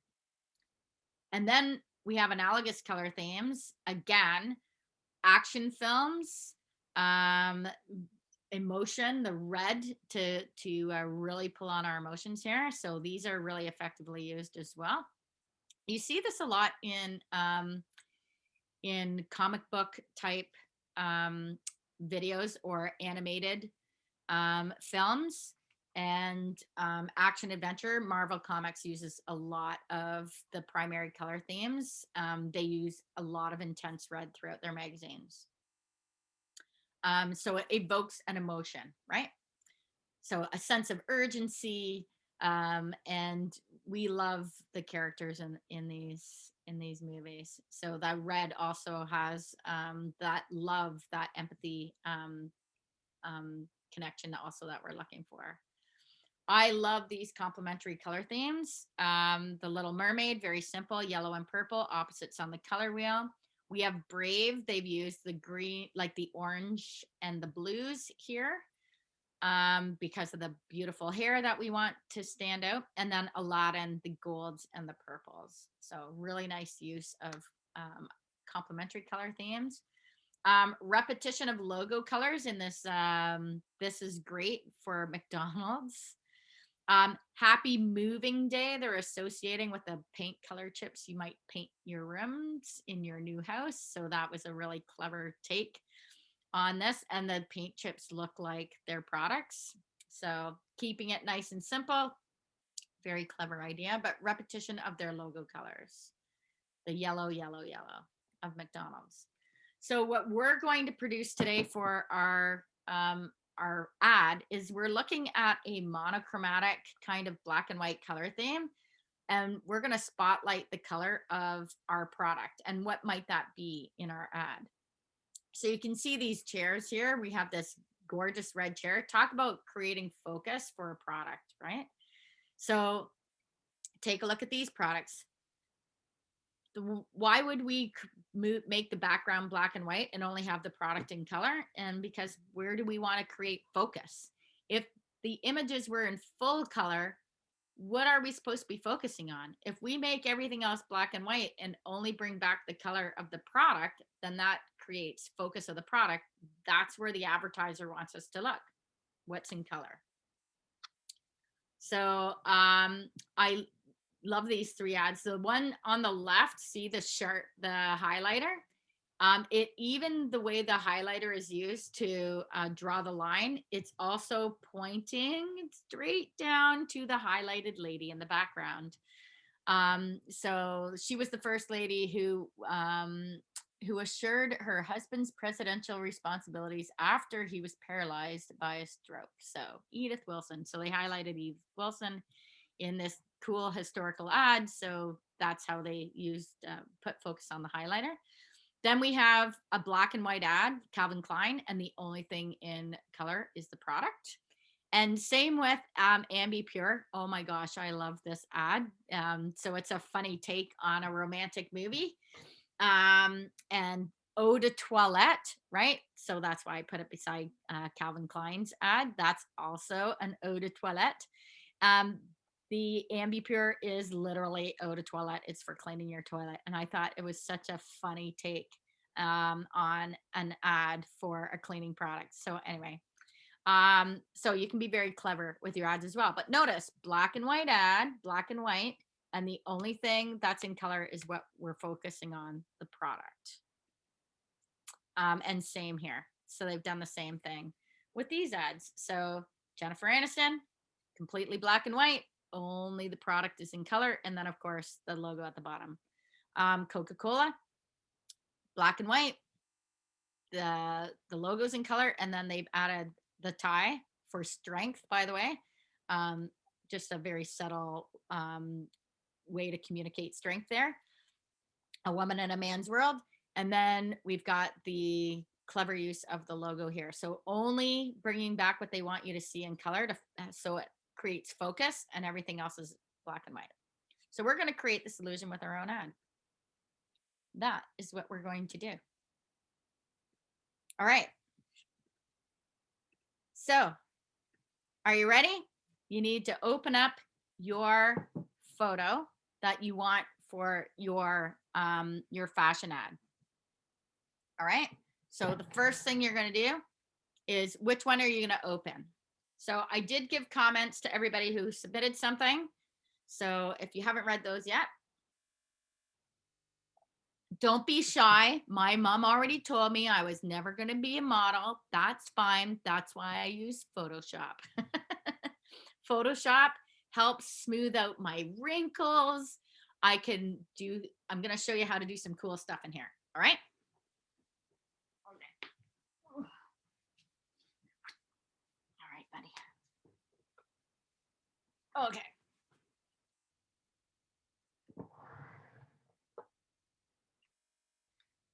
All right.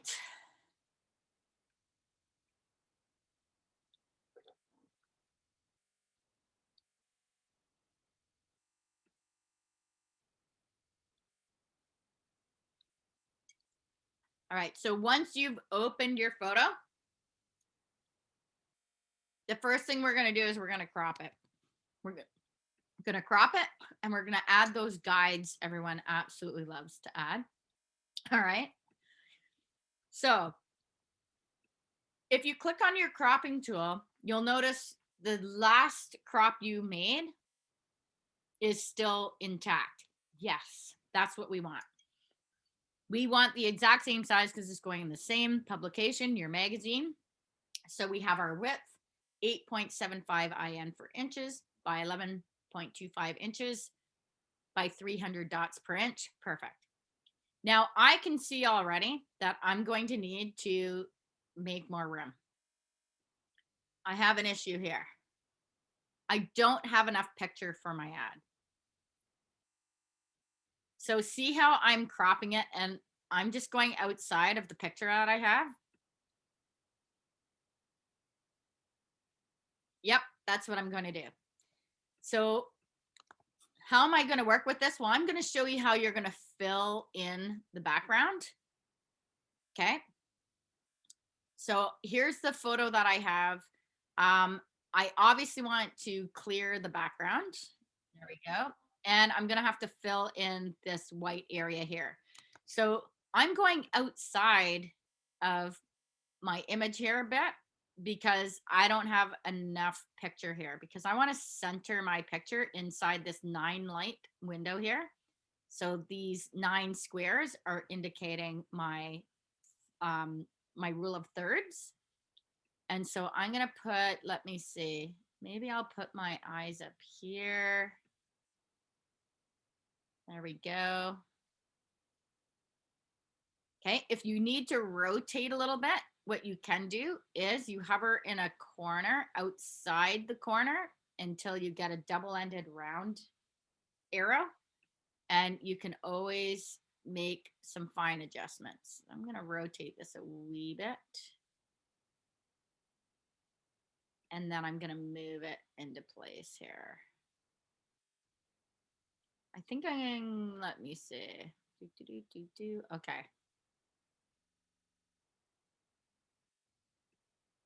I'm just playing around with my crop. So the nice thing is you can play around with your crop. All right, so I'm gonna keep the top of my head there. All right, there's my crop. So I'm keeping my eyes, nose, and mouth in the very center square for my particular image. I've got some cleanup to do over here. How am I going to fix my shirt here? Well, we'll have to see. And now that I'm happy with my crop, I'm gonna double click. And there's my crop. So how on earth am I going to work with that? Look at my background. There's white in the background here. Well, I'm going to show you a couple tricks. And you may not need this trick, but I need this trick. I need to fill in the background. So before we go any further, has everyone cropped their image to size? All right. Save it as a JPEG to your desktop. File, save as. save it on your desktop. And make sure you name it whatever the name of your file is going to be. And we're going to save it as a JPEG, okay? So this is my magazine fashion ad, and I'm going to save it as a JPEG.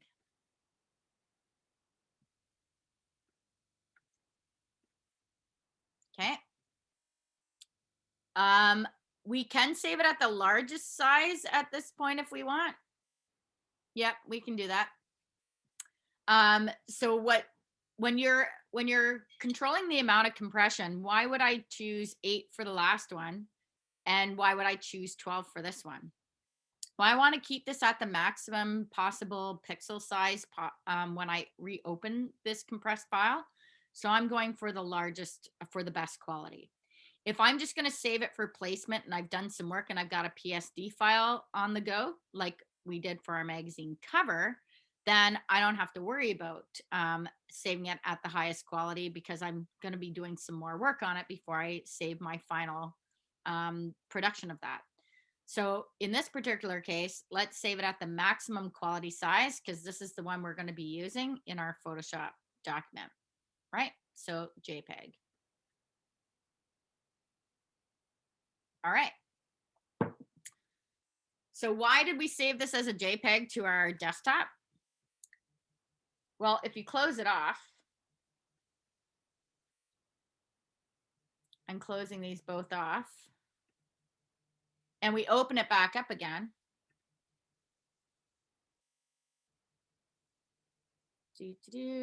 My magazine fashion ad.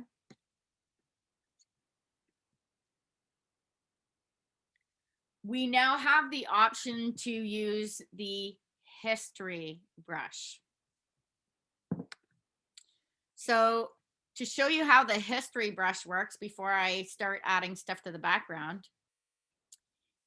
if we do some enhancing in this image, even before I add stuff to the background here to fix this up.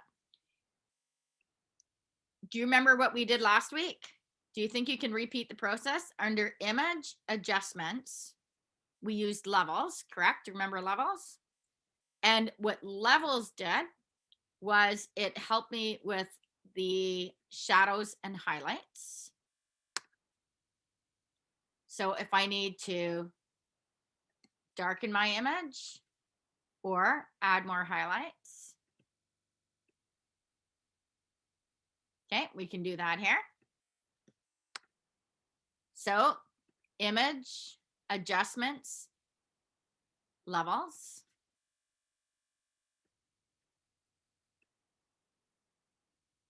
Okay. The second thing you can do is image adjustments, hue saturation. Remember, that's for color. So levels is for your blacks and whites for your contrast, and image adjustments, hue saturation is for your color.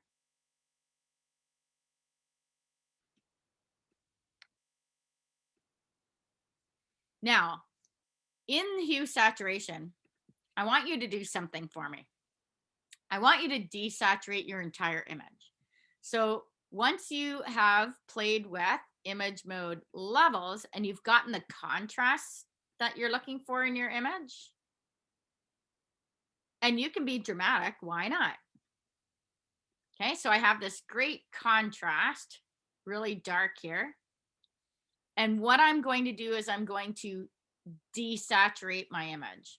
So if I go under image adjustments to hue saturation, see the saturation slider? I want you to slide it all the way to the left and make yourself look black and white. Now, here's the cool thing about hue saturation. You're still in full color mode. You're still in RGB mode. So if I want to paint back in a particular part of my face, because some of you had lip gloss, right? So my focus is going to be this eyeliner. So I might focus on my eyes, but some of you had lip gloss. Some of you were wearing a shirt. Some of you were wearing a watch. So think about the product that you want to bring back and create focus on. So how do I bring back color when I've desaturated the image? Well, I use a thing called the history brush. So if you take a look in your palette, if it looks like a brush tool, that is not the one you want. No, no, no. You want the history brush. So what the history brush does, and I have a small brush here, you can use your right square bracket to make that bigger. Watch what happens when I paint over my lips. I am literally painting back in the original color of my face. Now, it looks very garish. Why does it look so bright and intense? Well, because it's on a black and white background. The color looks more intense because the environment is sitting in appears black and white. So I'm going to Control Z that. So if I wanted to bring back just my lips here, I'm going to zoom in. I have like the smallest lips ever. I'm going to make my brush a little bit smaller, and I can literally paint back in only my lips. So for those of you who were wearing lip gloss and wanted to show off the lip gloss, well, you could paint back in your lips and pay attention to the size of your brush. Left square bracket to make it smaller, right Caroline, bracket to make it bigger. Yes, Esther? so when I clicked on my history brush, Yep. From Adobe Photoshop 2020. sorry about Could not use the history brush because the current canvas size does not match that of the history state. just You have to save your image as a JPEG and close it. okay. And you open up your JPEG. Okay, file, that's file, save as. Yeah, so save as a JPEG to your desktop, close off your file, and then reopen your JPEG. Okay. And then you won't get that message. Because the only way the history brush can work is off of a saved JPEG off your desktop. If you do a crop that changes the size of it, the history brush can't match those pixels back up in the same place again. So it's going, yeah, I can't do that. So that's why we cropped it, saved it as a JPEG on your desktop, and closed off your file, then reopened the JPEG. Okay. All right. The one before making it black and white, the first one. Yeah, so leave the one you opened, you've just close that off and open the JPEG you saved to your desktop. Okay. That you already, yeah. So we cropped it and we just saved it to our desktop as a JPEG, closed off our original and opened the JPEG. Okay. Okay. All right. So now you can see what is the focus on my face now. What do I, as the advertiser, what do I want you to look at? I want you to look at my lips. Now, here's the cool thing. If it doesn't match the color of your lip gloss, well, you can go back into image adjustments, hue, saturation. And what's that color of my lips? Let's see, it's red.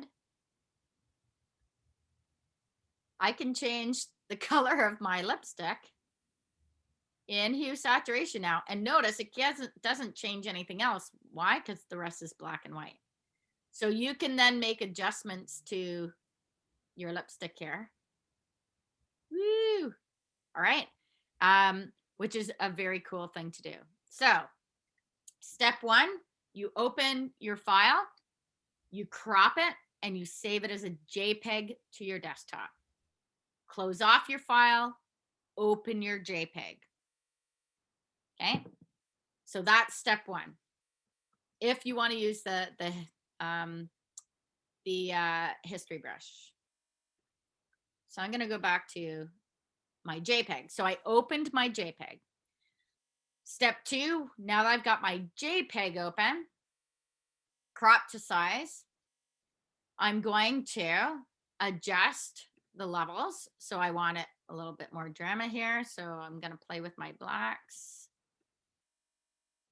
So levels and then image adjustments, hue saturation. And I turn the saturation all the way to the -100. So as far as it would go. So it gives the illusion that my image is black and white, but it's not. I still have access to color. So if I reduce the saturation to 0, I look like I'm black and white, but I'm not really. If I use the history brush, I can now paint back in some details. Regardless of where I am. Now it looks bizarre because, and the reason for that is because I'm now painting back in existing color over black and white. So it looks more intense because the environment it's sitting in is no longer competing because there's no color in it. So for your brushes, your right square bracket makes your brush bigger. Your left square bracket makes your brush smaller. So pick the appropriately sized brush and change it as needed while you paint back in the details. Now I don't want to focus on my lips. So in my history palette, I'm going to go back to changing it to hue saturation. I'm going to do my eyes instead. And boy, oh boy, my eyes are pretty much as gray as my original file. So what am I going to do about that? I have basically gray eyes. They're hazel, but they don't look like they picked up much color. So will I be able to change the color in my hue saturation? Carolyn, Yes. can I click on the history brush? Yeah. Nothing happens. Nothing happens. Like I can click around and I can't get anything to come back. Okay. So did you close off your original and then open your JPEG? I did. Okay.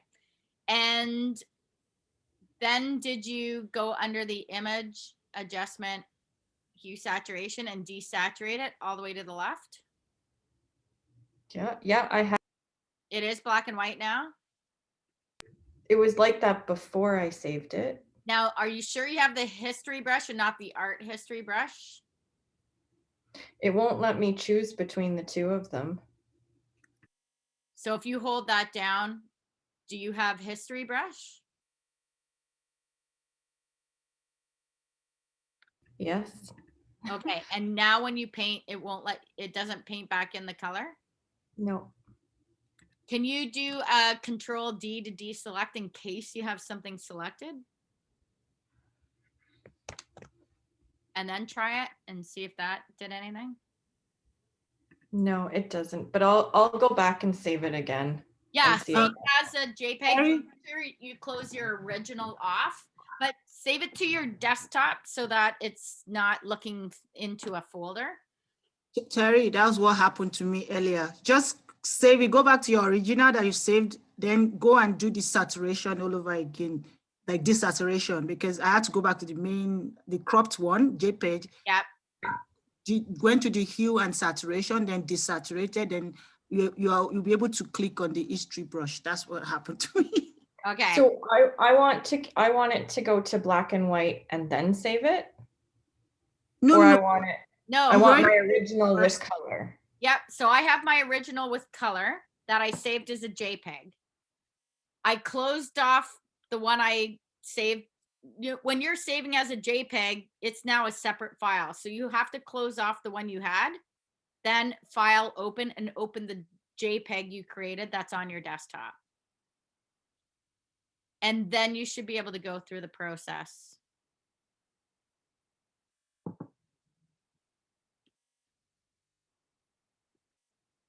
Okay.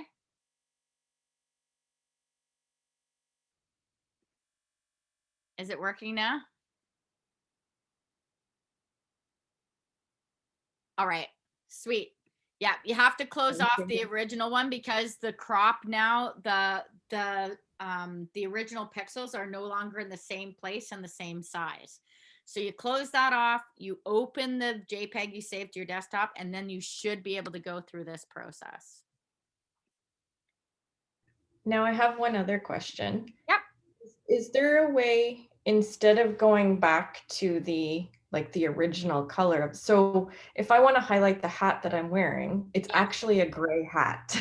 Yes, but I'm going to show you color because as you saw my eyes, like I try to paint back in the color of my eyes and they look green, but that's only in contrast to the its environment, which is like red, yellow, right? My skin color. So when I adjust hue saturation and I remove that, and then I try to paint that back in with my history brush. Come on. Oh, I got to get out of here first. Whoops.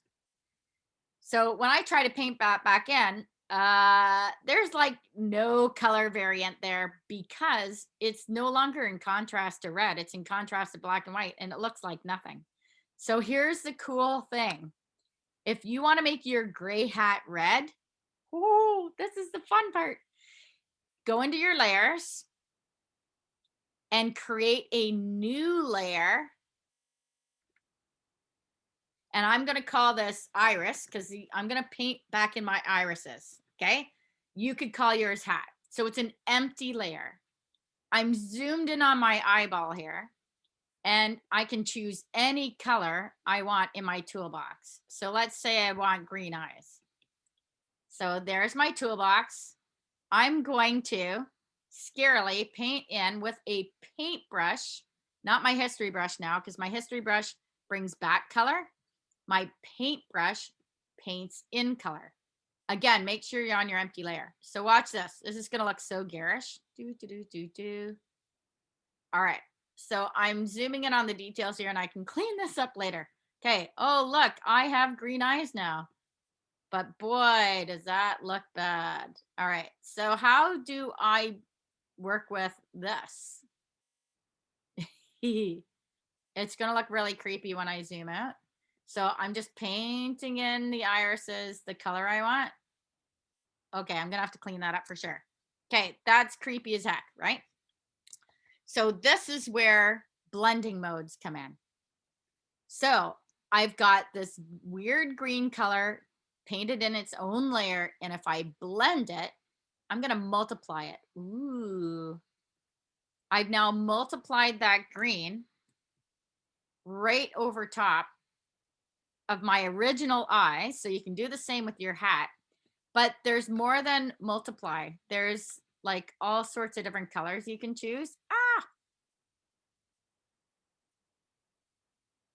So you can play around with what blending mode works best. Oh, Lordy. And so I'm going to go with color burn. But the cool thing is I can reduce the opacity of that and to get a more realistic effect. And if the green is too intense, well, you have hue saturation for that particular layer, image mode or adjustments, hue saturation. So now I can play around with the color of that green and I can play around with the saturation of it. Okay, so can you go back and show me how I get to choose the color that I'm using? I was just trying to watch and not do anything. Yes, no worries. Yes. So back to the history brush. It doesn't work for me. It brought back no color variant. And it's only because it's in the environment it's sitting in, there's no contrast. So with the paintbrush, the plain brush tool, and don't forget to create a new layer. You definitely don't want to paint over your original layer. So I'm creating a new layer and naming it. So you could do this with lips. You could create an eyeliner layer and paint eyeliner in that didn't exist before. Okay, so I've created a new layer and my brush needs a new color. So at the bottom of your toolbox, you can see you have two colors at the bottom. Click the one in the foreground and choose whatever color you want to paint with. Once you've chosen the color, you literally, and you can garishly paint over the object Don't worry, we can clean it up later. You can be loosey-goosey here. So what you want to do is you want to cover up the object in your layer, paint it.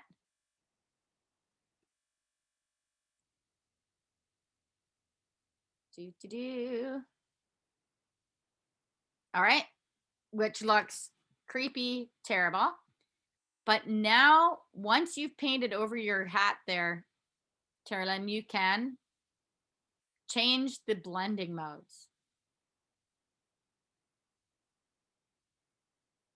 So I have all these different blending modes I can use.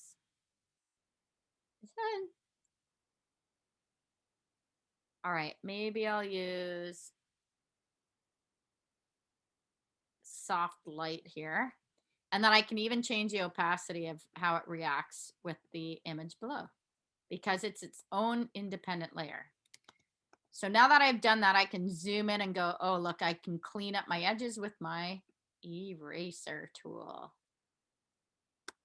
And I think my eraser tool is so big. There we go. And now I can clean up the edges because I can see the edges. Devil's in the details. So you want to, so once you get that done, you want to zoom in. So if I wanted to, and then I have the option of changing the color again. So if I don't quite like this blue, why would I not do hue saturation again? Image adjustments, hue saturation. And I can actually play with the hue value of that that layer. And so I can change the colors here. I can change the color. I can change the hue saturation of that color. So now when, and I think I'm going to erase the iris here in the front, or sorry, my pupil. So I don't have green sitting over my black pupil here. So now you can see, okay, it still looks a bit creepy, but as you can see, I've now created focus on my eyes. I can turn that off. So this is the before and this is the after. Before, after. So you can add color. What if I wanted to add lipstick to my lips? Well, instead of painting back the original color of my lips, I can create a new layer. I'm going to call it lipstick. I'll choose my color in the bottom of my toolbox. And I will garishly paint in. Okay, why isn't it selecting? Oh, I'm using my eraser tool. I better use my paintbrush. And I'm gonna garishly paint in lipstick. I can always clean it up after once I can see through the image, once I blend it. So see how terrible that looks? Fine. But if I blend it, like multiply, change the opacity, there we go. And then I can use the eraser tool and clean up the edges. So you have now all learned what we do in makeup ads. This is what we do. You know, when you're ordering shirts and you can see different colors, but the model's standing in the exact same position, guess what they do? This is what they do. So here's this color lipstick. If I want to change the shade of the lipstick, I would just apply a different color. It's the same model, same position, same everything, just altering colors.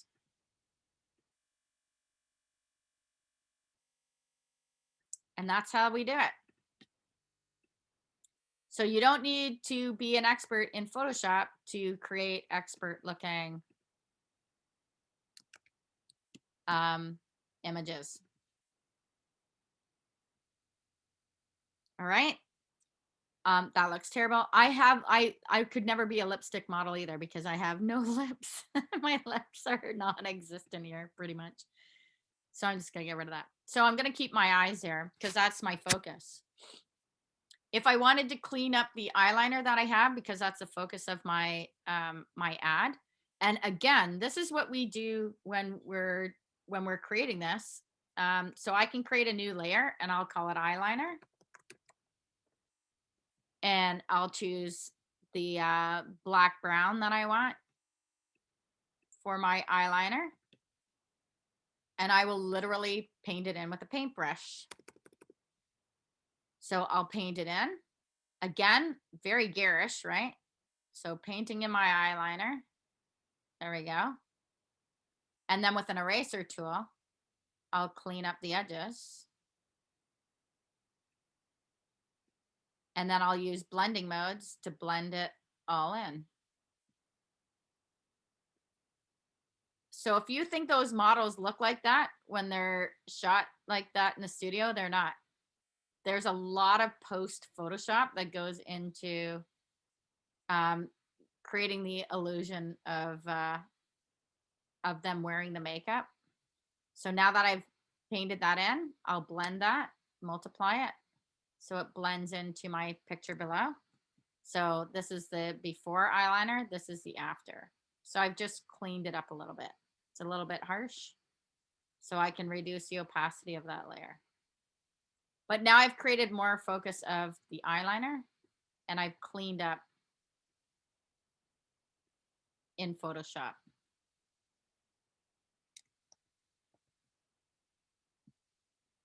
So this is a technique we like to use in advertising where you have a black and white image and then the product itself is in color. So that's how we create that contrast that we're looking for. And what do we want people to look at when we look at the ad? What are we focusing on? So because I made my eyes green and they're the only thing in color in this image, well, I've cleaned up, like that's where the focus is.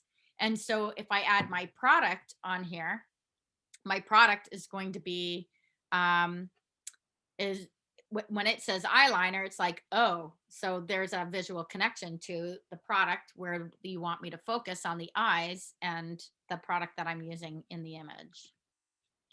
All right.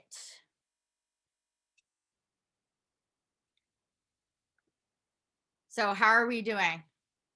Because everyone has different pictures. So it totally depends. Some of you might be going, okay, I'm done. I've already got it all done, cropped. So what do you do next? You add your logo. There's some things that I need to do here though, for anyone who wants to smooth out wrinkles. And I'm probably the only one out of everybody in this whole class. So how do you do smoothing of wrinkles and things? We have this thing called a healing brush. And so it looks like a Band-Aid. Yeah. And so if I use the spot healing brush, I want to make sure when you're using these kinds of brushes, you don't want it to look really harsh and like you've cut it out and it's obvious you've made a correction. You want your hardness of your brush to be set to 0% hardness, so it's really soft. So watch what happens with, I mean, the tools in here are amazing. I better make sure I have my background selected.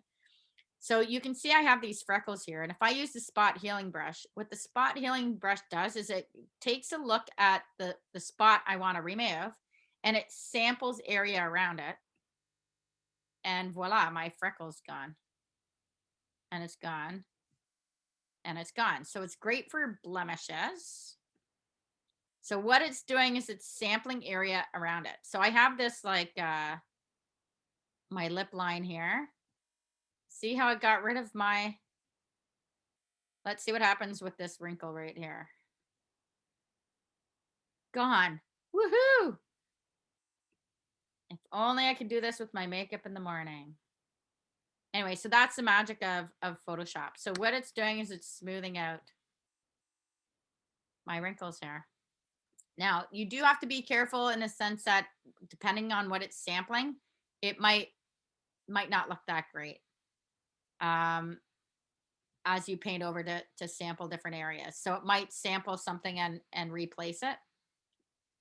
So if you're finding that the results are too harsh, your brush at the top of your screen, you can set it so it's not as strong. So let's see, it's using content aware, which means it's sampling image around it. There we go. So I can start playing around with all of these areas here. Now, when you're in color, this is going to be even more obvious. So, but it's doing a pretty good job with what I have here. Okay, you know what's going to be scary is the before and after. So, all right. So I've smoothed out all those lines to try to make me look younger. Okay, here comes the scary part in the history palette. You ready? Before and after. So this is what we use in industry. So models do not look like themselves once this Photoshop work is done, but it really does help. So by removing my wrinkles, so there's the before, there's the after. It just makes me look younger. It also helps create focus on my eyes as well. So I've smoothed myself out. All right, how are you doing? Good. Now, one thing I want to show you too is what about my shoulder, my sweater here? How on earth am I going to replace that? Well, we have this really cool tool in Photoshop as well. If I'm on my background layer here, if I select this area, like with my lasso, if I do this and I select this area here, this whole area. So I've just kind of drawn a line around this whole area and I've got a slight overlap of my image. We have this thing called content aware fill. So I got you to fill your layer last week when we did edit fill, and I got you to fill it with black. What happens when I say fill it with content aware? Content aware means, okay, I'm going to look around the areas selected and see if I can fill it with the content around it. Let's see what it does to my image here.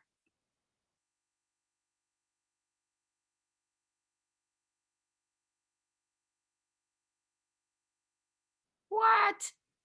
See what it did? Can you go back, please, again? I know, it's magic, right? Now, it's not a perfect science, not a perfect science. Okay, so what I did is I need to fill this white area. I must make sure I've got the layer selected that I need to fill. Okay, make sure you're not on any of the new layers you've selected. Make sure you're on the background layer. Then with the lasso, I did a loose selection. I clicked, dragged, and traced. I need to sample some of this. I need to overlap some of the area that's going to be close to it. And I'm going to go all the way around and back up again. And as you can see, the marquee is around this big white shape and a bit of an overlap into the area that it's going to sample from. Okay. Now the next step is the magic part. Edit, fill, content aware. So last week I had you fill it with black for the vignette. So we just filled the whole area. The whole layer was black, but in this particular case, we made a selection with the lasso tool. And I'm saying, okay, I want you to sample area around the image and fill this space that I've selected with this sampled area with the content aware. And I'm going to click OK.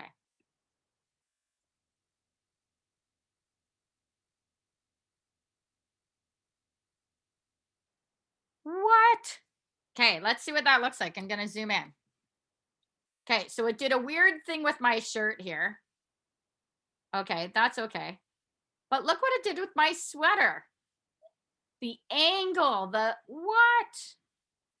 So it didn't do too great a job over here, but I mean, that's pretty crazy what it can do here. Okay, even my hand and the angle of it. It used to not be able to do angles. Now it can do angles. Look at, it's even tried to master these angles and directions. So that's pretty cool. So what I could do is now just like vignette this sucker, right? So it covers up some of those areas. So let's see if I do the same over here. I'm going to use my lasso, slight overlap, go down, slight overlap, all the way down my image. Whoops. And I didn't quite get to the bottom. So if I hold shift, I can add to my selection. Let's see what it does here now that I've made that selection and I've got a slight overlap into my image. Let's see what happens under edit. Whoops, fill, content aware.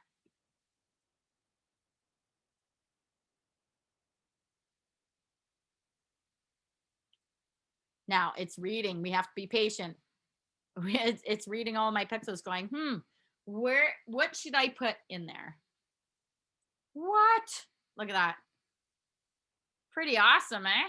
Not too bad. Now, it sampled my hair over here, and it sampled some of my hair here. But, you know, considering what I had before, that's pretty insane, right?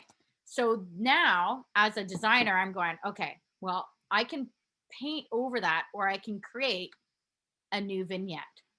So that's what I'm going to do. I'm going to add a vignette. So I'm going to do a new layer. And the vignette is going to save me from having to do more Photoshop work to try to make that look realistic. Because what it did, the content aware, like it sampled some hair from somewhere. Somewhere up here, it sampled some hair and rebuilt it down here. So that's, Photoshop was doing its best to fill the empty space. So I'm going to choose that vignette idea again. So image, or sorry, edit fill, and this time I'll fill it with black again. And if I reduce the opacity of that layer, there we go. I'm going to focus on, with a giant eraser, right square bracket. Okay, those eyes are really creeping me out because they're on top. So, and I'm going to bring some of that focus back. So what it does is it brings attention to the focus of my face, but it reduces the focus. The vignette reduces the focus on the areas where it doesn't look so great. So see how you can use that to your advantage. So I've created the lighting effect and I've reduced all that. So I don't have to spend hours trying to fix that and match that. Okay, the spot healing brush too, if I turn that vignette off, see the numbers in the background? If that spot healing brush worked on the Band-Aid here, if the spot healing brush worked on my face, would it work on these numbers? Let's see. Yep.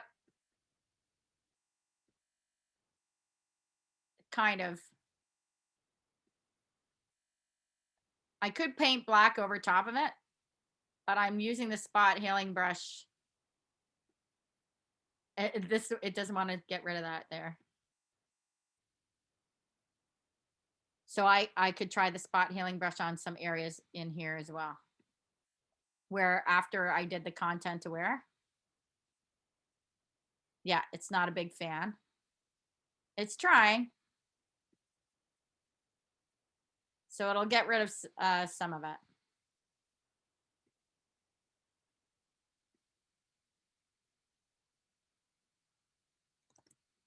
All right, so there's some techniques for you.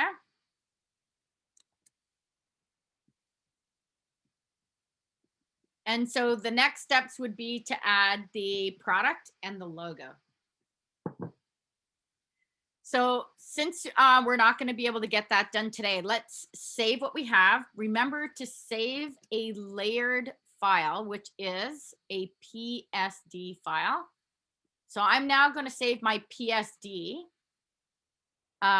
in a folder, in my headshot folder. So make sure you save a Photoshop PSD file. And then the last thing you're going to do is file save as a JPEG, and you're just going to save your JPEG for now. Save as JPEG.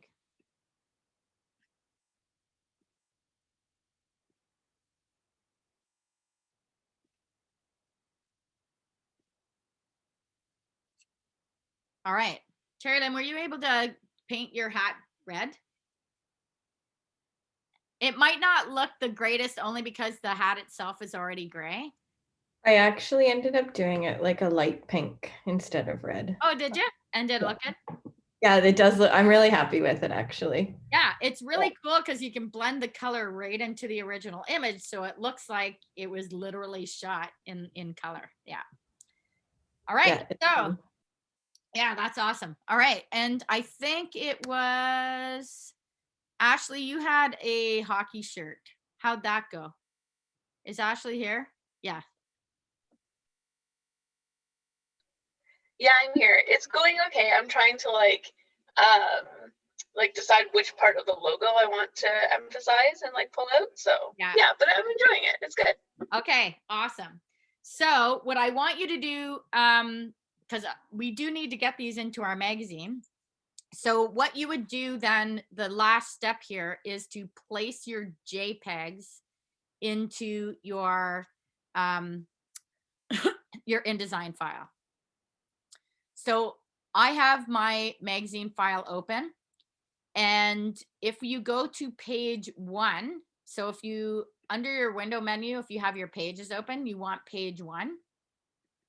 Make sure it's double clicked. So it's blue and the number is also blue, indicating you are definitely on page 1. And you want to file, place, file, place. We never copy and paste in InDesign, we file, place. So then we go and look for your JPEG. So in my headshot folder, headshots, I have my magazine cover, which is the JPEG.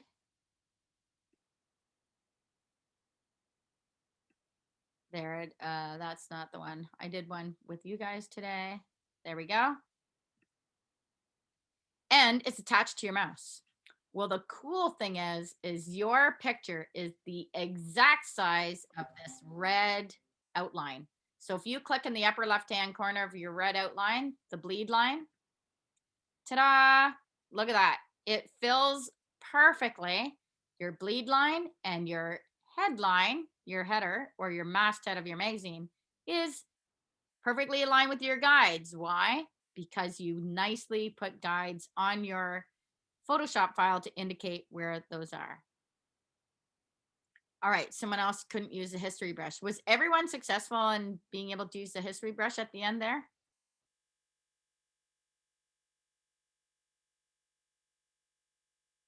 Hopefully, yes. All right, so where does your fashion ad go? On page 2. Double click page 2. And you'll do the same thing. File, place. Make sure you click on the page because we don't want this selected still because we just placed it. If this is still selected, even though we double click on page 2, it will replace the other one we have selected. So just click on page 2 to make sure, okay, good, nothing selected. File, place. And we'll place our magazine fashion ad. The JPEG, please. The JPEG. Again, it's attached to your mouse and it will fit perfectly because we cropped it to the exact size of our bleed. It'll fit perfectly in these red lines. And you now have. Sorry. Yes. Mom, can you just go back to how we get it just on page 1? Because it's filling all of my like left-hand pages. Oh, because you're on your master page. So make sure, so you've double clicked on your master page. So remove it from there. Because it's probably sure you had selected before. So double click on the master page. Do you see it? Hold on, let me look at yours and then look at mine. Yeah. Um, So if you have the A master highlighted in blue, that means your master page selected. So Okay. double click on page 1 in the page palette, double click. How do I get off the master page? You go into your page. Are you in your page palette? Yep. Okay, double click on page 1 in the area below. Those are your live pages. Okay. Double click page 1. Yep. Is it now highlighted blue and the number 1 is blue? Yes. Now you can file place. Okay, so my picture's on the screen though. Like, okay, so.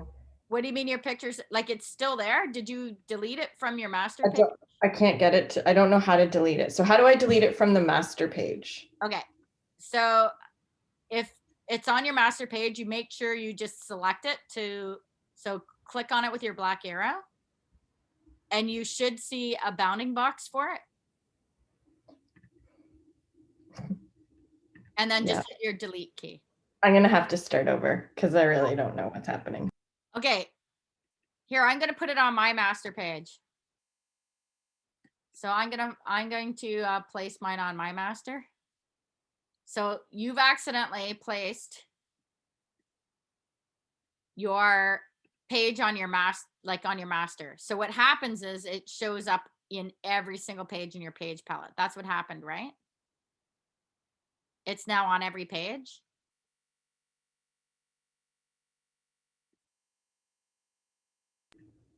Yes, it was. Now I'm, yeah. Okay, so if you're double clicking and making sure you're still on your A master, now you know you're on your master page, and this is for everyone. If you can scroll more pages, that means you're not on your master page.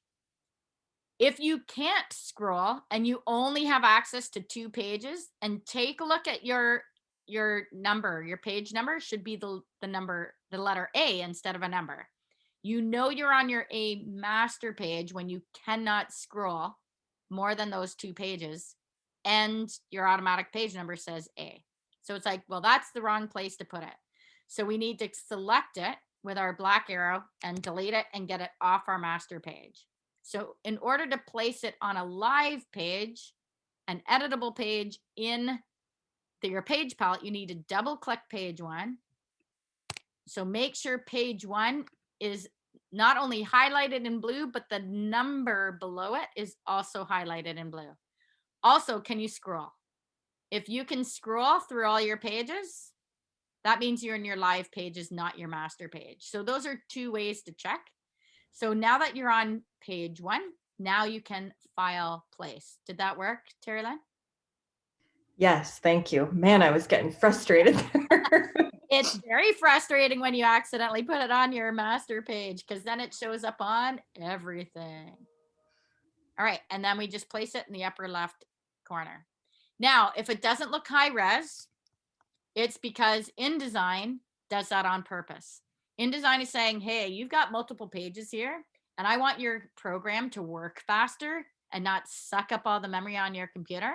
So I'm going to preview it in low res. If you want to see it in high res, under the under the view menu, you go to display performance and choose high quality display.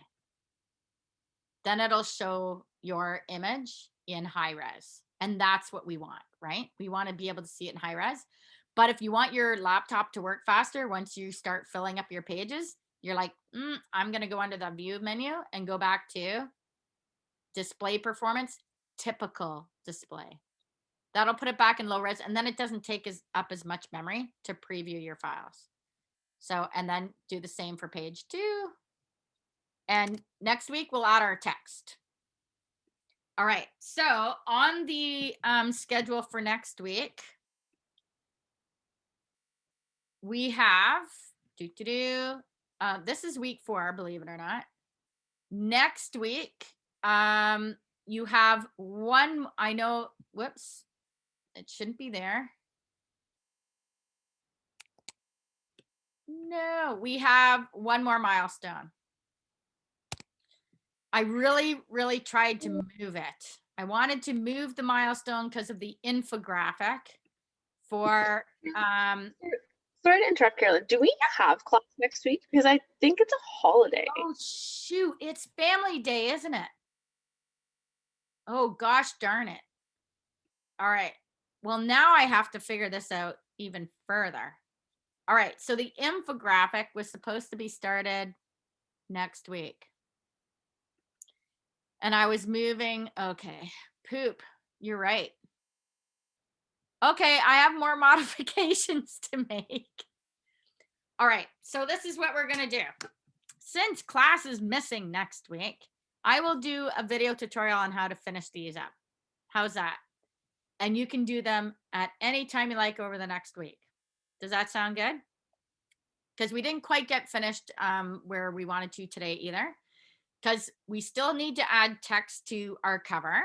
So that's all in InDesign. So the lesson I will provide you is how to add text to your InDesign cover and how to finish up your fashion ad. But I will do those as separate little videos, so it's not one long video. Okay? Does that sound good to everybody? I forgot about Family Day. Caroline, Next week? Is Family Day next week or the week after? Caroline. Yes. So when I tried to file place, mine didn't fill in the, or is it because I didn't do the, because I missed it from the first Did front you have, page? well, did you have the right layer selected? That's going to be the first thing. So Yeah, you have your- I could place it, or it wasn't filling up like yours filled up the whole. So is it because I didn't do the alignment with the ruler in the beginning? Because I stopped working on that one. I started working on the sports ad, fashion ad. Oh, so what are you trying to fill? Like the way yours is filled up, mine is thinner. It's like in the middle, and I could still see spaces inside the. Yeah, which means, yeah. So when you use content to where and you want to fill that space, you have to select that whole space. Okay. So you would want to use your lasso and you just want to select all the space you want to fill, plus overlap a little bit of where it's going to sample it from. All right. So hopefully, and I do have some other video tutorials as well. So I'm going to have to figure out what we're going to do for the missing class, but I will have video tutorials for you to finish up your magazine cover and your fashion ad. Okay. And then we'll worry about deadlines later. Today, we're not going to worry about deadlines. We'll figure it out. So because of next week's missing. So, oh yeah, that's what I went to go on my calendar for. Carolyn, Family Day. Yes. did you want us to hand in where we got to with our ad? You know what? Today? That would be fantastic. And what I would do is I would put your JPEG, but I would also put your PSD files, put them in there as well as your just in case. All right. Just in case they disappear. So you can put both your PSD and your JPEG in there. And then if I see any discrepancies there, I can open and download your JPEG or your PSD file, and I might be able to give you some more advice on what we can do.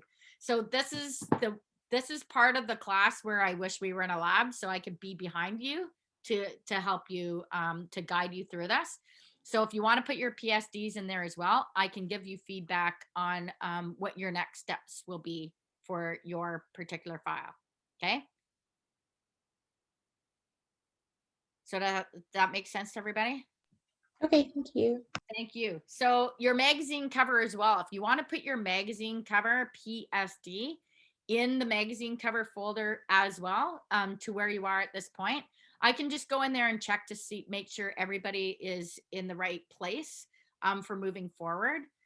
And then I can give you suggestions on what you need to do if you need to make any corrections. Okay. All right, so nothing's due today. Nothing's due yet. Let me go over the calendar again. Yes, next Monday's Family Day. So we're missing a class. So I'll have to figure that out and make sure you get the tutorials you need to finish this up. Okay. And I'll put a timeline. I'll let you know how long each one is. So like you can do like 15 minutes here, 10 minutes there to finish this up. Okay. So that you don't feel like you're going to have to put 2 more hours into this. You won't need to put 2 more hours into this. We're almost done. So I'm very much looking forward to seeing these when they're finished, having seen your original files. All right. So any questions before we go?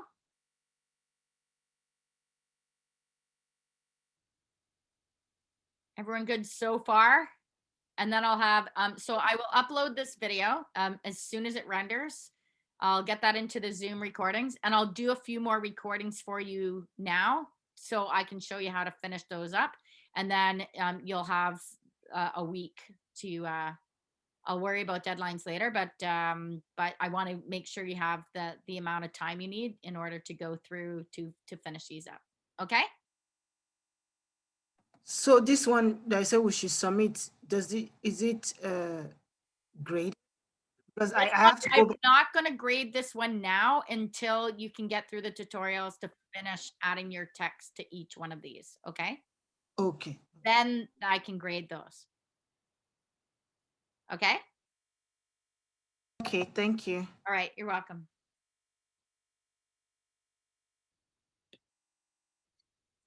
All right. So hopefully the video should be up within the hour. All right. So, and email me if you have any questions. But please upload your PSDs as well as your JPEGs, and I can give you some feedback on where you are so far. All right. Thank you. Take care. Thanks, everybody. Thank you. All right. Oh, to have a lab. I wish we were back in the lab. All right. Thanks, everyone. Have a good day. You too. Bye, everybody.